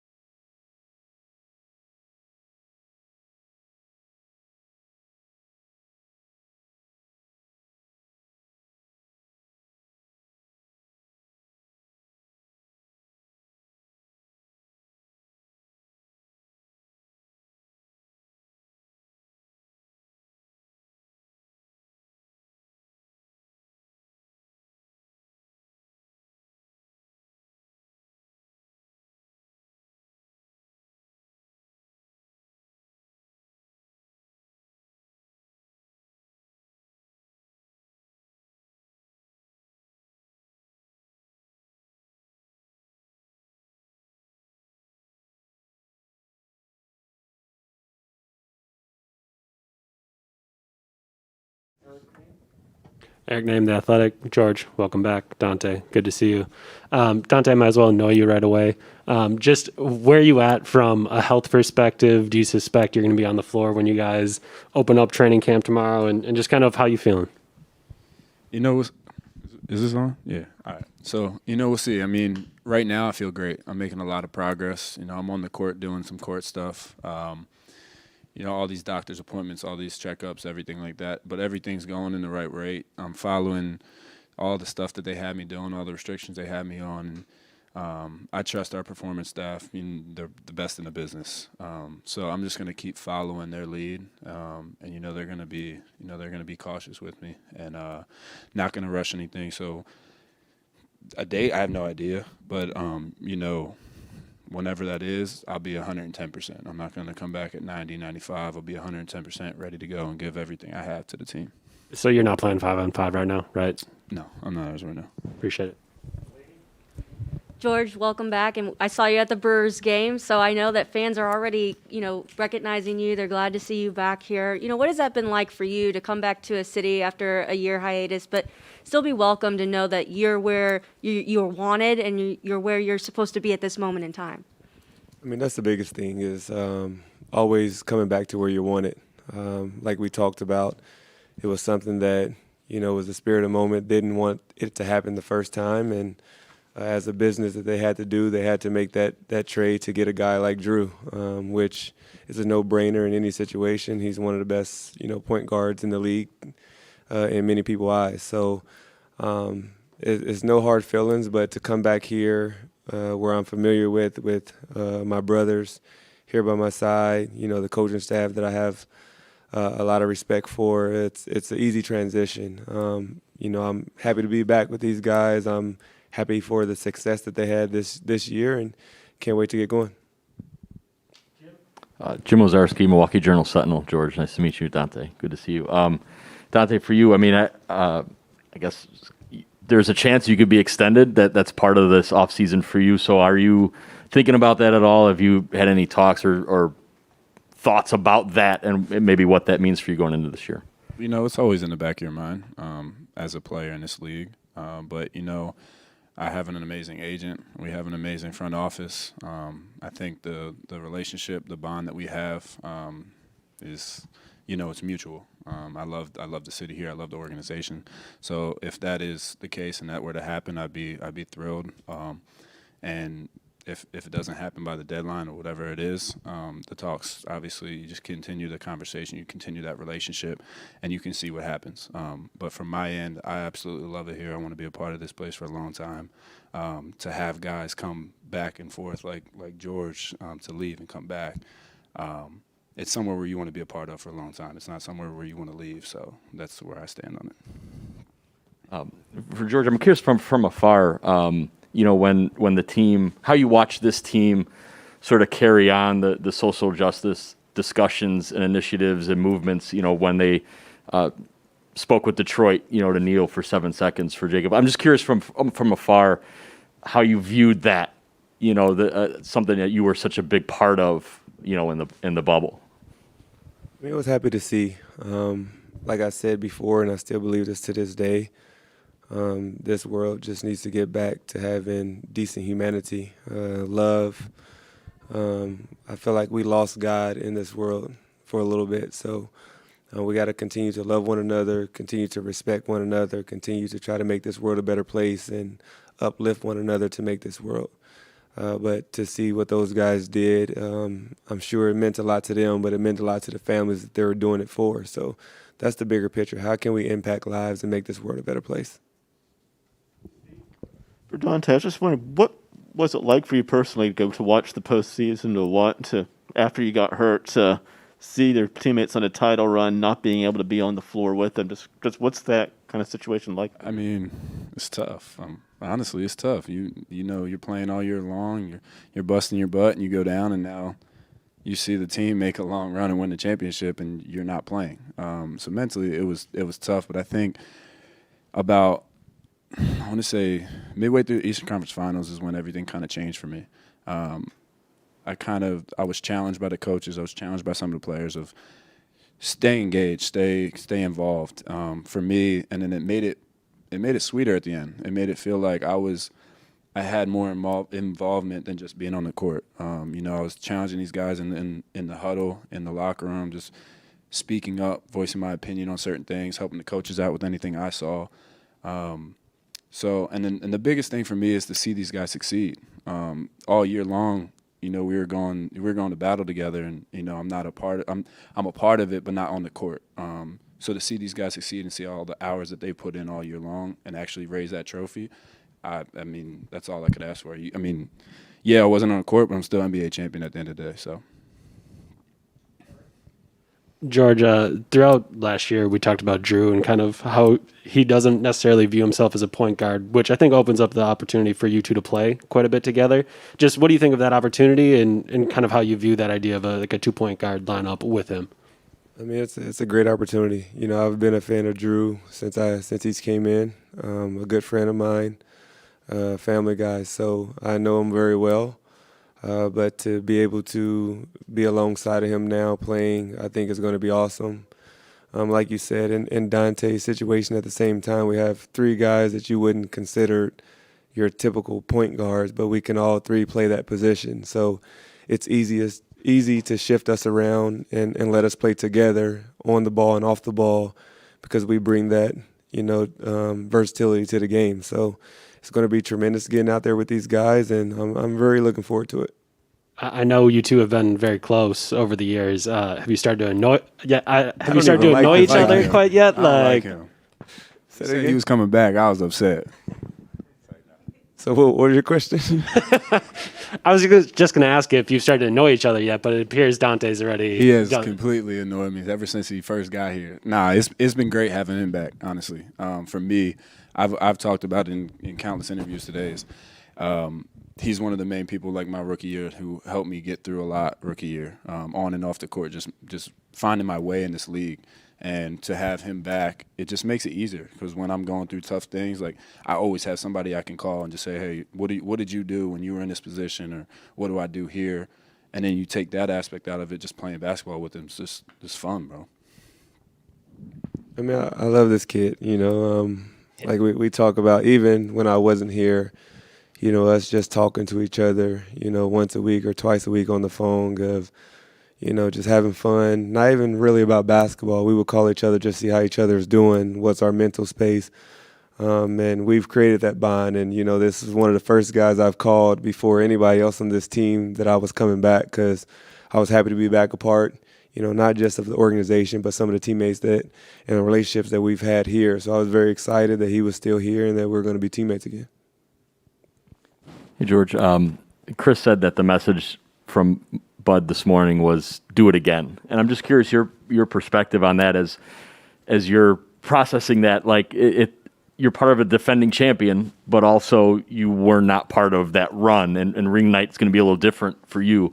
So how I guess are you putting yourself in that space of doing it again, but also trying to do it for the first time with this group? I think I've taken into consideration, even though I wasn't a part of the run, I felt like I was a part of what started here. The 2 years that I was here was great. That kind of helped us, get a step up to where they are now. So to do it again, I still feel like I was an NBA champion with these guys. I spent time with these guys to doing things that was remarkable for us to do. But at the same time, I would love for us to do it again, for us to be able to hold that trophy up again, and I can actually say I'm a part of it as a whole. But, to see them do that and to see them hold that trophy up is one of the greatest feelings of myself because I actually knew these guys and spent time with these guys and knew that's what the end goal was for us in here in Milwaukee. So I would love to do it again. If that's the question, I think it's, a dream of mine, but it doesn't define anything. What's up, y'all? Jamal Collier from ESPN. Just vaccine statuses among players has sort of been a topic the really last couple of days. Kind of what's the process like when players need, whether on the team, whatever, whether for the team or through the Players Association, when players looking for more information? Has that been accessible? Kind of how have y'all as players sort of went about trying to educate and keep each other informed? I think our PA is amazing. For us, is anytime we have any questions, we can get on a call with any doctor, anybody who we need information with. At the same time, the team is really willing to work with you and kind of give you any information you need. There's nothing where you ever ask a question and you don't get an answer back. So I think as now it's up to the guys, kind of their personal choice of kind of seeking that information. There's a certain layer of like the information provided, and then after that it's on you to kind of ask further questions, ask detailed questions. But anything that we need, they hand it to us.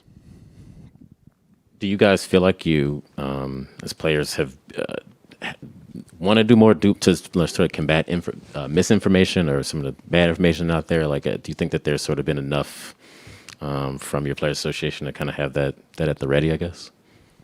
Like you said, I think our Players Association have done a tremendous job getting us all the information, either the good and the bad, to let us make that decision for ourselves. I think they well prepared us for this. And we have one of the best training staffs, I think, in the NBA. And they do a great job, like he said, getting us information, either the good or the bad information of, hey, what this vaccine is doing, what this vaccine is doing, the good about this one, the bad about this one. And like he said, letting us come up with our own decisions as men and women to figure out what we want to do for our families. But it's been an easy, ride for us with the vaccines and the testing and knowing the information because of the PA and our training staff. Last question from Kane Pittman. Hey guys, Dante, I had a question for you. I know you spoke briefly earlier about how you could get yourself involved in the team and feel like you were a part of it through the playoff run. But on the flip side of that, I was wondering what it was like to see some of those performances and be there courtside, and you know that you're not going to come back and play. So to see Giannis put up some of the performances he did, Khris with the 20-point quarters, what was it like to be there on the bench through that run? I'll answer that with a question, Kane. How did you feel when you saw Jrue steal that ball and alley-oop to Giannis when he dunked? I felt the same exact way. However you felt, I felt. Like, watching it from that viewpoint, to see these performances, to see these, Game 6, Giannis puts up 50, but the unselfishness that Giannis has, he's coming in, getting the ball to Jrue, to Khris, the playmakers, and he trusts them. Like, that's the stuff I remember is that leadership that he took and he showed. And then, like you said, Chris's 20-point quarter, Jrue's big shot in Brooklyn. He was struggling throughout that game, and he knocks down 2 big shots in the fourth quarter. PJ's defense throughout watching it from this fan perspective, I was just so damn happy because we got back in the locker room. You thought I was still a fan out on the court. I was scooting around the locker room all excited every single game. So I hope that answered your question. Great. Thank you guys very much. You were scooting like on a scooter? A scooter, my boy. I would have kicked you off of it.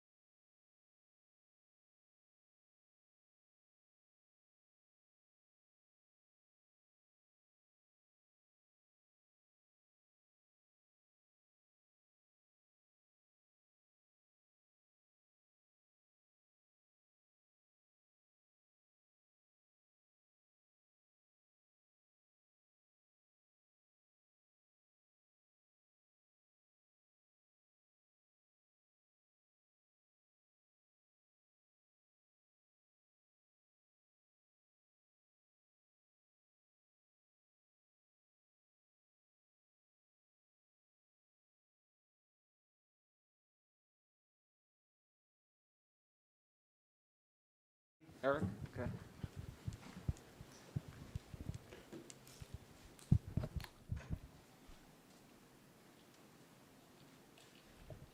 I guess I'll start off with the softball. Just what was summer as NBA champion Pat Connaughton like? Multiple trips. I know the Larry O came along with you a couple different times. Just what was that offseason like for you? The offseason was great. It was cool to be able to experience, winning an NBA championship with friends and family. It was cool to be able to bring the NBA trophy back home to my house with my family, to bring it to my high school, a place where 10 years ago we won the first state championship the high school's ever had.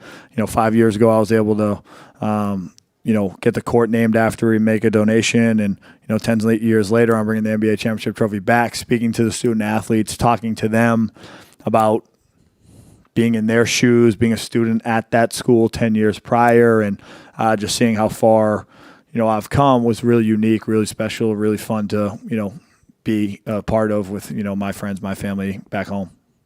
We'll talk about it all year, but just kind of the idea of fighting complacency. For years, it had been what you guys can't do, you guys aren't good enough, and now you're the champs, you are good enough. How do you kind of stay on top of the mountain? Yeah, I think it was a storybook ending for us, right, last year. But stories have sequels, stories have trilogies. At the end of the day, it's about continuing the next story, continuing the next book. And while you'll always hold the torch for the 2021 NBA season and have that be, the pinnacle of, such a wild year, the story ended. It had a storybook ending. Now it's about how do you start up the next one? How do you make sure that you are putting your best foot forth every single day to write the next story and understand how we wrote the first story, how we were able to get to where we were. It took, ebbs and flows. It took adversity. It took ups and downs, but it took the continuity, the togetherness, and the mentality of getting better each and every single day, because you can't win a championship in October. You can't win a championship on the first day of training camp, but you can focus on the journey each and every day. Kind of along those same lines, is it a different feeling entering the season knowing you guys are the reigning NBA champions? And how excited are you to know that on opening night you're going to get your championship rings? That's got to be a little different. Yeah, it's definitely different. I would say, if anything, it should just make us confident. But, confidence comes with responsibility, right? You don't want to be overly confident. You want to be confident enough in our abilities, which we have all been the last 3 years I've been here. We've all been confident that we can accomplish it. But then when you actually accomplish it, now the rest of the world knows you can accomplish it. You did accomplish it. So you don't want to inflate the confidence that we already had. You want to continue to have that edge. And so experiencing the ring ceremony on opening night will, I think, officially wrap up last season. It'll be a really special moment to share with teammates, to share with this organization, but most importantly to share with the fan base. I've seen over the course of this summer through some of my business relationships, some of my foundation relationships, families who have been generational season ticket holders, and their parents talk about the championship that was won 50 years ago, and the kids never knew if they were going to get to one, or when it was won, they were 2 or 3 years old, and they didn't really get to experience it. So to see how rabid this fan base is and how tight-knit of a community this place is, I think that's what's going to make it so special to be able to share that moment, to share that banner, to share those rings with the fan base of the Milwaukee Bucks, with the city, with the state, and get excited about trying to continue the journey that we've started over the last few years.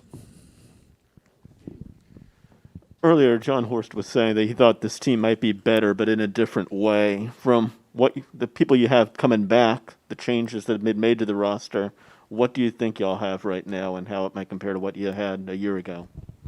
Yeah, I mean, look, the difficult thing about the NBA is there's a business to it, right? So your teammates change. Your team may change.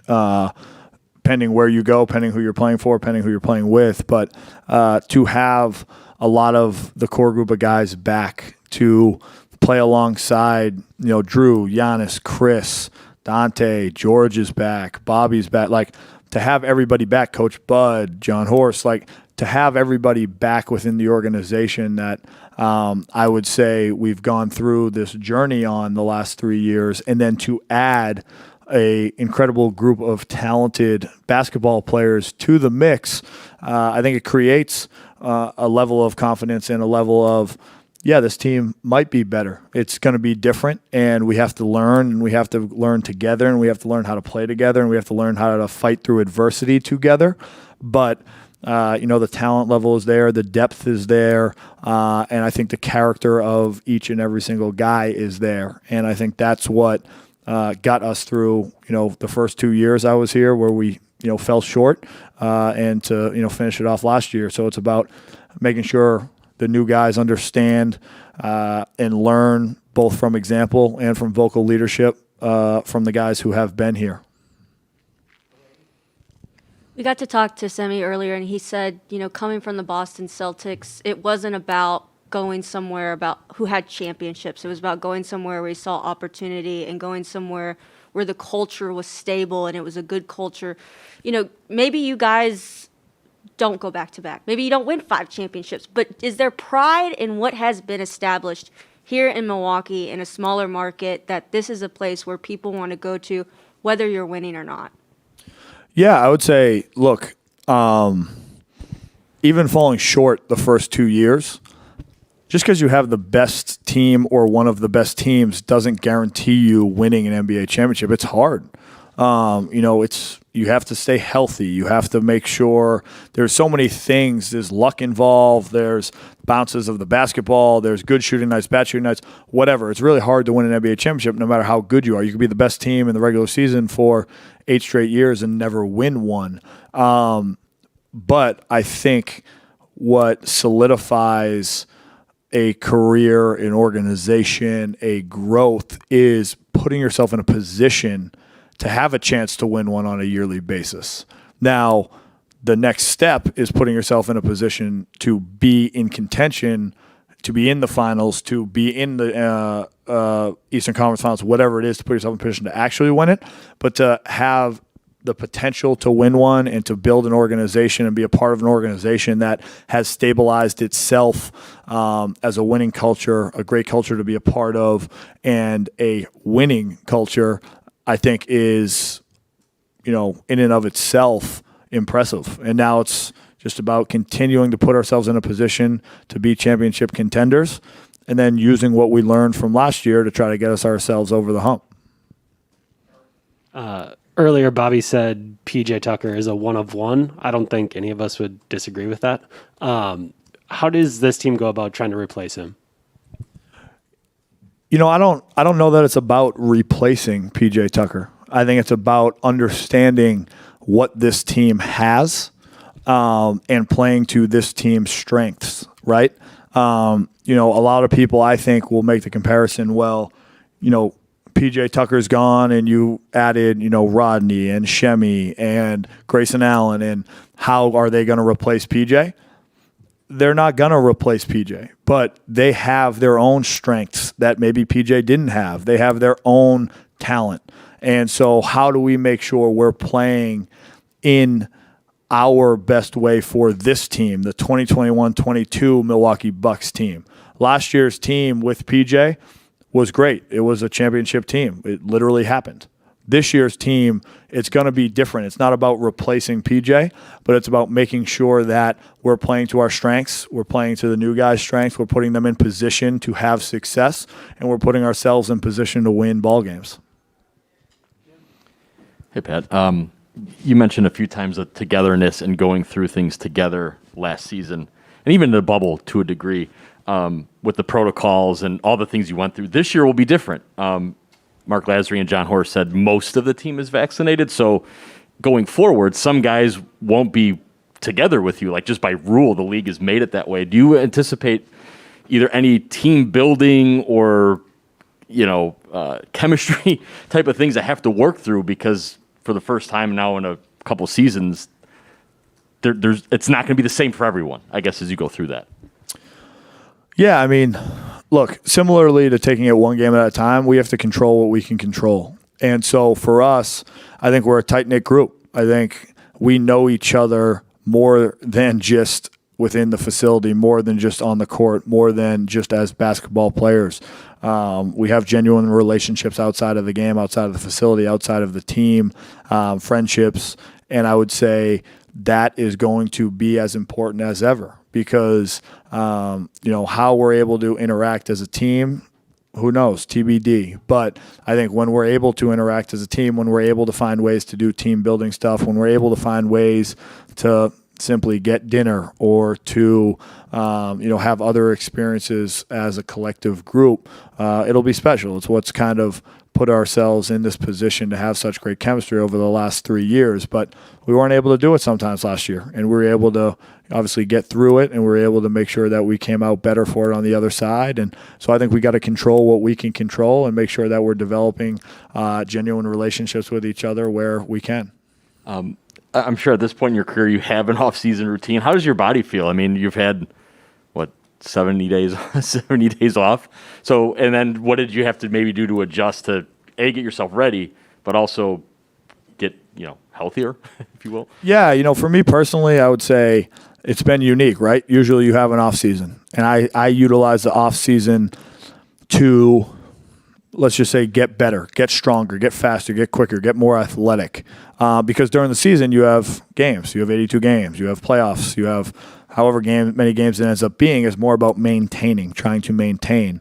Well, the last two off seasons have been kind of unique, right? We've gone from having a shutdown during the middle of COVID to going into the bubble to not really having an off season, jumping right into a condensed season. So it's been a little interesting, and I would say the expedited off seasons the last few years, I would say, kind of came to light, took a toll on guys' bodies near the end of last year.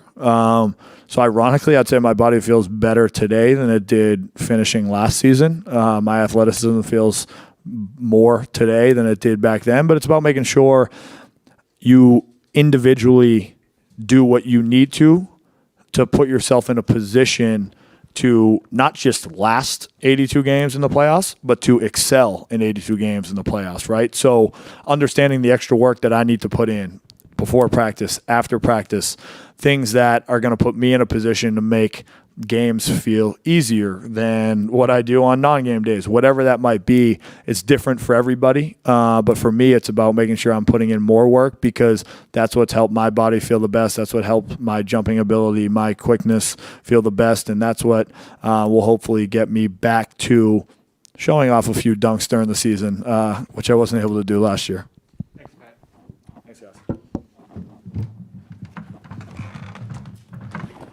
Recording stopped. Okay,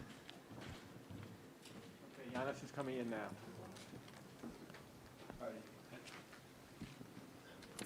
Recording in progress.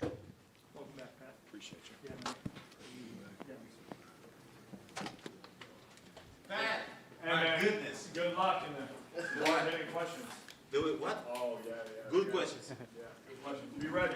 Hello, everyone. Hey, sell some shoes. I sell some shoes, huh? I miss you guys. Pat told me to sell some shoes. So we're going to start. Let's start the... Okay. Any questions for Giannis? Wait, hold on. Wait. Oh, wait, please. I got to sell my shoe here. Sorry about that. Okay.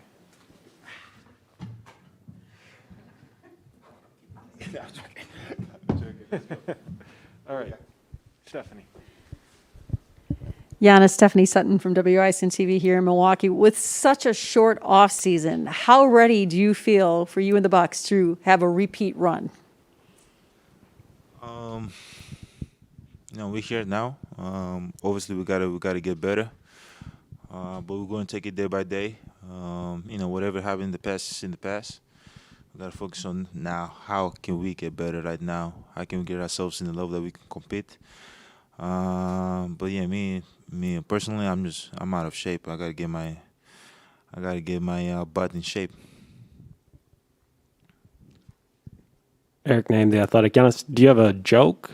But Bucks No. social media kind of teased that you might have a joke. No, and I'm gonna tell you why I don't have a joke. Because the previous years before that, I had the joke, right? And the season did not end up well. Last year, I didn't say a joke and won the championship. So what do you think I should do? That's your call. I didn't know you were superstitious. Okay. No joke. The other, I don't know when you did this interview with Greek TV, and obviously I'm only going off a translation from Greece. But in an interview, you said that your knee is still hurting. I'm curious for you going into this season, just kind of where's your knee at? Is this a situation that has to be managed, or kind of how does that feel right now? I feel good. Obviously, I gotta, do my treatment like always. Take care of my body, and just manage it. I don't think that there's no rush for me here. I'm good to go. But if I feel pain again or whatever the case might be, I have to, listen to my body. When you feel pain, it's your body telling you that it's protecting you. You can't go no more. So I've played through pain. I don't think now is the time to, risk that. It's too early in the season. But at the end of the day, I feel good physically, mentally. I'm doing whatever I have to do to be 100%. So that's pretty much it. That's all I can do. Will you go 5-on-5 tomorrow? I'll go 5-on-5 today if I have to, But yeah, I don't know about tomorrow. Tomorrow is tomorrow. If I wake up and my body feels good, and after I leave this media day and I go back to the gym and my body still feels good, I'm able to work out. Yeah, I'll go 5-on-5. But we'll see. We'll see how I wake up tomorrow and we'll see how my body feels. Lily Zhao from Fox 6 Milwaukee. Giannis, how long did you have Larry with you this summer, and what was it like bringing the trophy to Greece? Oh, okay. They took the trophy from me. I was very disappointed when they did that. Hurt. But obviously after the game 6, I was able to go back to my house with it.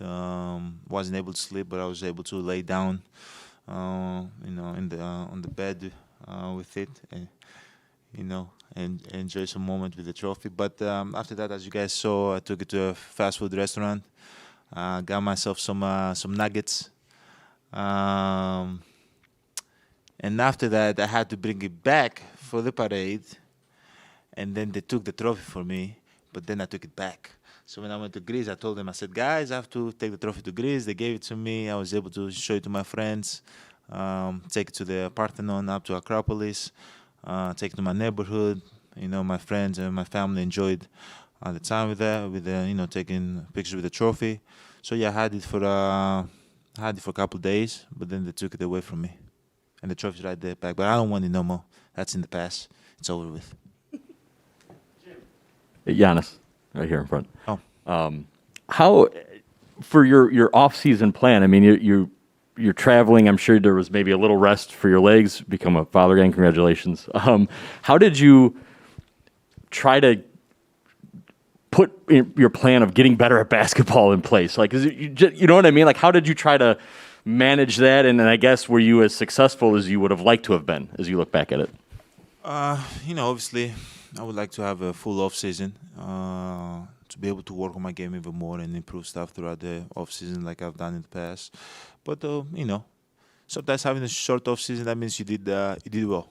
But yeah, it was tough. It was tough. Being a father, having a lot of commitments that you have to do in a very short off season. Enjoy some time with the team and my family out in Greece. But at the end of the day, I wouldn't be in this position if I didn't play basketball, and if I, didn't do what I do, if I wasn't good at it. So, whatever time I had, whatever time I could during the day, I always, focus on my craft, on how I could get better. Obviously, dealing with the aftermath, whatever it's called, from the, my injury and all that. But I love the game of basketball, and I try to spend as much time as I could, because if I didn't play basketball, I wouldn't be in this position right now. Delaney, TMJ4 in Milwaukee. Giannis, you've always been that American dream. That kid who came to America, successful in the NBA. You've always been that. And Bobby and Khris talked about getting to take the Larry O'Brien Trophy back to their hometowns and show kids that they can do this and they can be great and they can get to the NBA. Now that you're an NBA champion, I'm curious, do you feel that weight off your shoulder because now you've reached the pinnacle, or do you feel like, no, it's time to show that I can do it again? I don't. Personally, obviously, you have to always figure out what kind of person you are. Let's start with that, right? And be okay with what kind of person you are. And what I've realized, this year, I'm a people's pleaser. I like to, please, my coach and the coaching staff, my family, and all the fans and all that. But you got to be able to, do it for yourself. Figure out what you want. And right now, what I want is to get better. I don't care about trophies. I don't care about MVPs. I don't care about Defense Player of the Years. I don't care about all that things. I don't care. I care about getting better because I know that if I do that, there's more things coming with that. And that's what I've done my whole career now, and that's how I am in this position, right? So there's no weight off my shoulder. I feel the same weight. The weight was always get better. I enjoy obviously that we're champions, but the weight is the same. Get better, and hopefully a lot of kids around the world and from my neighborhood, from Khris' neighborhood, from Bobby neighborhood, they can see if you have the mindset of like improving every day. That's all. You might get yourself to a level that you never thought you're gonna be. So yeah. Just wondering if you have been vaccinated, and if so, and just what your opinions are on the league's policies regarding how they're handling vaccinated, unvaccinated players. I haven't been following a lot of social media and the news and out, but from what I've heard, from the locker room, for me I did what was best for me and my family to stay protected, and yeah, I'm vaccinated, but in my opinion, you can never force anybody to do something that they don't want to do. But for me, I put everything down, and I thought it was the best decision for me to be safe. I have kids, and like who knows how this vaccine gonna affect you down the road. I don't know. I'm not a doctor, but I know right now that it's gonna keep my family safe. But so I don't really care about the rest. But you do whatever it takes for you and your family to be okay. Whatever makes you comfortable. Shifting back to the court, you guys, I think your first hug after winning a championship was with PJ Tucker. I'm curious for you, just how do you guys go about replacing PJ this season? PJ brought a lot to the team. Toughness, leadership. He was a vet. But at the end of the day, I think obviously we're gonna miss him. To give him credit, we're gonna miss him. He was a big part of who we were and in this championship run. But at the end of the day, we have guys that they're ready to step up. We have Semi Ojeleye, we have Thanasis, we have Grayson Allen, Rodney Hood, all of these guys, and they're not PJ. They're themselves. But we need somebody that's going to bring that toughness. And I think we have great guys. We have great guys that have talent that can do that for us. Did I give PJ my first hug after the? Oh hell no! I love him, but I don't love him that much. He was in the heat of the moment. And I don't know, he's probably watching. PJ, I'm the new shoe king in Milwaukee now. Oh man, no, it's a great guy. I wish him nothing but the best. Yeah, before I ask you about basketball, just going to ask, what did you say to your employees at the Brewers this week to get them to snap out of their losing streak? I haven't talked to them. Okay. I haven't. Didn't know if you gave them a little pep talk before. I'll fight everybody. Okay. No, I haven't. I have to go catch a game. Hopefully I can catch a game before the season starts. But yeah, I haven't been following much because I've been working out, trying to get back healthy and traveling a lot. But yeah, hopefully I can go catch a game. And if I see things that they're not going well, I'll say I'll fight everybody. No, I don't think I have that power, but no, I'm just having fun. I'm having fun, and I hope they can have fun too, doing what they love to do. Back to basketball. I asked the guys earlier, before you guys became a championship level team, when you were just getting started for your career, what did it do for you to go out there on the floor to play against a defending championship team? Because you're going to know guys are going to be coming for you all season. Yeah, you kind of have to switch, the script. We all understand that teams gonna be coming for us. But we have to have that, that hunting mentality ourselves, because are we satisfied? I'm not satisfied. I'm not even close to being satisfied, and that's the tone we got to set as a team, and as a leader of this team, that's the tone I'm going to set. We understand that, teams are coming for us, but we're going to be ready, hopefully we can be ready, and build good habits, good winning habits, and play together and compete, and, come for them too. It goes both ways. But as I said, always that's the mentality I have. I gotta switch the script.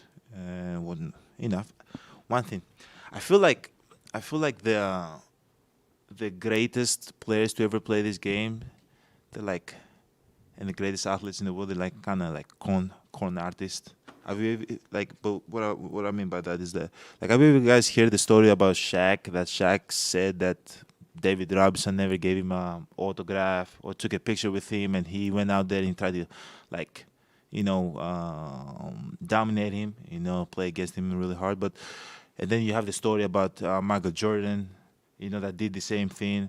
What does that tell you? That tells you that these guys have to kind of flip the script in their head in order for them to do what they do, in order for them not to be satisfied. So we gotta do the same thing. For me, it's easy. I'm not satisfied, but as a team too, we got to go out there and think. We know it was the 2021 NBA champions, but right now we just the Milwaukee Bucks again. That nobody believes in us, and nobody believes that we can do it again. So, but it takes steps to it. Step by step, we're gonna work hard, and hopefully we can, achieve it again. We can play with a chip in our shoulders again. Hey, Giannis, what do you really relish about just being the leader of a team, knowing that you're entering a season where that leadership is going to be super important if you guys want to repeat, and also just on the Brewers front as well? What is it like seeing them have success when you guys have started it with the title run with you guys, and then the Brewers are having the success that they've been having? I'm just going to try to be me as much as possible, and just try to have fun. I think once I start doing that, the leadership is going to come, playing hard and all that, lead by example and talk to my teams, all that's going to come because I'm going to enjoy what I'm doing. And I'm happy for the Brewers too. Happy for the Brewers, and I'm happy that they're doing well. What's up, man? Jamal Collier from ESPN. I want to ask you, coming off the championship, did, kind of outside of Milwaukee, do you feel like you've gotten some of the respect that you deserve kind of coming off this championship, or is that something you've thought about at all? No, I haven't. I really don't, care about that as much. For me, for other players, they care about the respect of others. I don't. I just enjoy what I'm doing. And I'm going to keep saying this throughout the whole year. I don't know if you're going to be with us, but I'm going to say it throughout the year. Enjoy. Just keep enjoying what I'm doing. If people respect me, they respect me. If they don't, they don't. But yeah, recognition from the team. I went to France. I went to London. Where else? I went to Cyprus, and everybody was talking about the Milwaukee Bucks. From fans around the world, that was big. I think nobody knew about Milwaukee Bucks before the championship. So that was fun. That was fun that they knew that we were the NBA champ. But around the league, it doesn't really matter. It's about what we're gonna do. We love one another. We enjoy playing with one another. So we're just gonna keep our focus on ourselves. I got one more too. I will be around a little bit, following you around this year too. Yep. What's your name, Jamal? Jamal, yeah. Giannis, nice to meet you. I See you around. want to ask you one thing about that finals, the Game 6 performance. Obviously, you kind of had stats across the board, filling up the stat sheet, but that 17 and 19 on the free throws. Anything, big, huh? anything about that you picked up that you can carry forward? What was the deal there? What happened? So what's 17 for 19? That's like what, 89%? I'm good at math. 91%, something like that. Man, I wish. Hey, man, life be good if I could do that moving forward. But yeah, I'm not trying to put pressure on myself. But no, I want to get better. In that area too, I want to make free throws. I have to make free throws. In order for us to win that game, I had to make free throws. And there's going to be a lot of big games that I have to, make free throws. So I have to get better in that area, and hopefully, if I could take one thing from that game, it was probably that. And I think the block shot, like I was chasing everything, So yeah, just being defensively even more active than I'm usually. And so, because when you play a lot of minutes, you try to pick and choose and, get in passing lanes and get deflections and just be smart in, the way you use your body and the way you use your energy. But in that game, I did not care. I think I have to go back to that kind of mentality. Just don't care, just chase everything. I might get in more foul troubles though, like the previous years. But those are the two things I probably, hope that can carry over to this year. Sorry. Giannis, can you talk a little bit about the new addition to your family? You have 2 little ones now. Are you changing more diapers? Is it man-to-man coverage? How are you and Mariah juggling all this? It's exactly what you said. Before we were playing zone, zone defense. So it was me and Mariah, and we had Liam in the middle, and we were just taking turns. But now it's man-to-man. Now it's tough. But I enjoy it. I love it. I'm definitely changing more diapers. Those are the tough days. But yeah, I'm changing more diapers, but I enjoy it. I hope we can have more kids. I want to have a lot of kids. I want somebody to spend my money and steal my money. I don't know. I should say it because I'm not. I'm pretty cheap, but for my family, I do everything. So I want to have a lot of kids. Yeah, it was the championship, then it was me being a father. It was an amazing summer. Giannis, coming off of the Brewers, and it kind of seems like you're trying not to jinx them. I don't think you realize, I know you don't like the titles or the comparisons. I don't think you realize, now that you're a minority owner, if they win the World Series, you would also get a ring. So if you had an MLB ring and an NBA ring, would that make you better than Michael Jordan? Because his MLB career never panned out quite as well. And the MLB ring and the NBA championship ring. Oh man, that'd be nice. I'm not going to jinx them. I went to a game, they played well, won, so I just wish them the best. They just got to focus on themselves, keep playing well, and I wish them nothing from the best. But it'd be nice if I get another ring. It'd be very nice. Giannis here in front. A little bit of roster turnover, obviously some new additions, and I know. So can you speak a little bit about Shemi? I know you the two of you have gone at each other a little bit on the court. What was your first maybe interactions with him like? I don't know if Greece was the first time you got to spend time with him aside from. When I heard he was coming to the team, I was like, no way, not that guy. I'm joking, but I'm happy. I think he's going to help us a lot. Very down to earth guy, great guy to have around. Seems like a happy guy, guy that's willing to do whatever it takes to help the team win, and that's what he did for Boston. That's what we need him to do here. He can defend from 1 through 5. He can make shots. It's gonna be good for us. It's gonna be really good for us. And I had a little bit of time to spend with him in Greece. Yeah, as I said, great guy. In the immediate aftermath of Game 6, you were up there and you said how addictive the feeling was. Oh yeah, And I'm just curious how that maybe manifested a little bit here this offseason, and then Bud's message this morning of do it again, and just sort of what that. That's what Coach Bud said? That's what Khris said, what Coach said this morning. Again. Yeah. I don't know. I'm not reading. I'm learning from you guys, you know. Yeah, it's a definitely a addicting feeling. And not necessarily the championship, you know.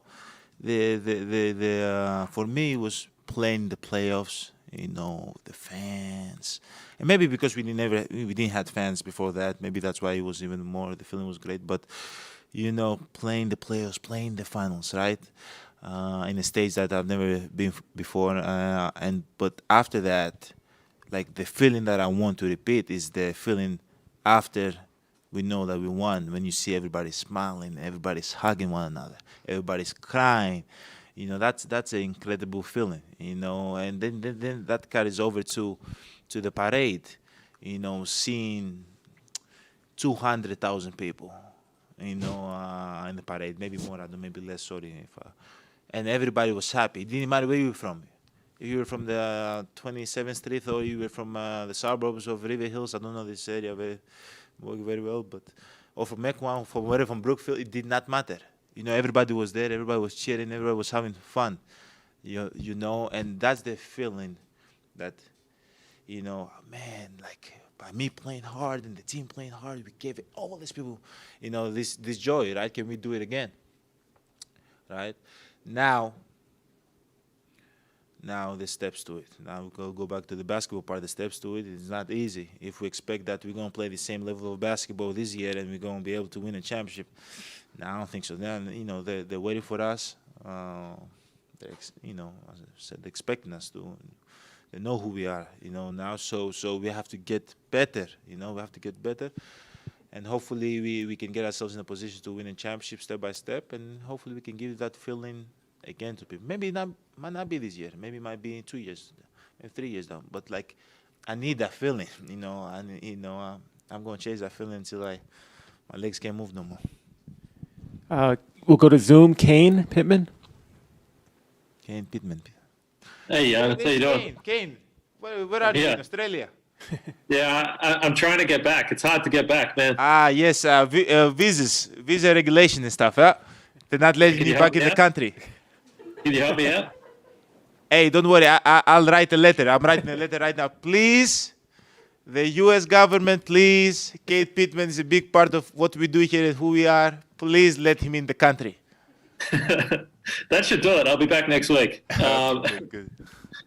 My question for you is about from a basketball point of view, fear of failure, and I mean that as being a pretty human reaction, that you would be scared of failing, and you spoke about it a lot last year about the growth that you had, and when I think about the playoff run and trailing 2-0 twice, having the knee injury that you had, the free throws that you already spoke about, being able to overcome all those obstacles, how do you return to this NBA season? Does it give you more confidence than ever that there's no mountain that's going to be too hard for you to climb from a basketball sense this season? What does winning the championship do?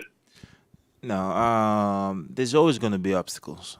You know, there's, you know, throughout you know, your career and throughout this season. So, but you know, I cannot predict the future. I don't know what they're going to be. But you know, control what you can control. You know, I control my preparation. And my own mindset. But I'm gonna be ready. The championship doesn't really help you to be ready. You know, for the it does the exact opposite, because once you win a championship, you kind of relax. You know, so I want to keep getting better. Obviously, in the past, you know, thinking you're not good enough. I feel like all the NBA players that before they won a championship, everybody had that feeling. You know, I'm not good enough. I'm not good enough to lead the team to, you know, to win a championship. You know, but you know that's over with. You know, we did it, and hopefully we can do take the right steps and do it again. Now. Always your mind creates new challenges, and I want to be better. I want to be better than last year. I'm ready for any obstacles. I hope I'm ready. I don't know. We'll see. For anything that comes my way.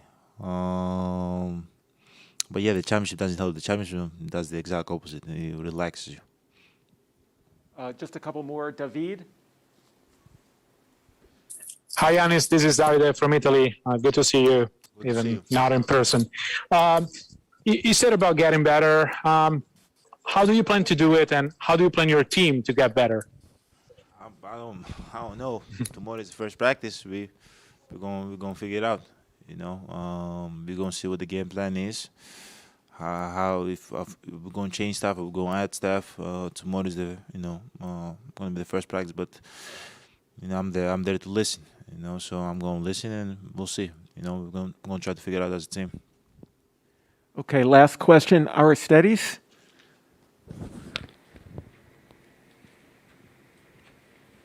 Hello, greetings from Greece. Hello, Giannis. So, I saw in the finals we saw your determination, your great determination, your motivation. Which lessons or advices from past years in the NBA helped you to have these things and to win the championship? Can you repeat the last part of the question? You say which advice from who? Which lessons or advices helped you to have this determination and this motivation? Which lesson and advice helped me to have this? That's the question? Yeah. Yes. My determination. Okay. It was. I think it was life. Just seeing my parents. Working every day, nonstop, providing for us, and no matter how they feel, happy, sad, or tired, or they didn't stop. So why would I stop?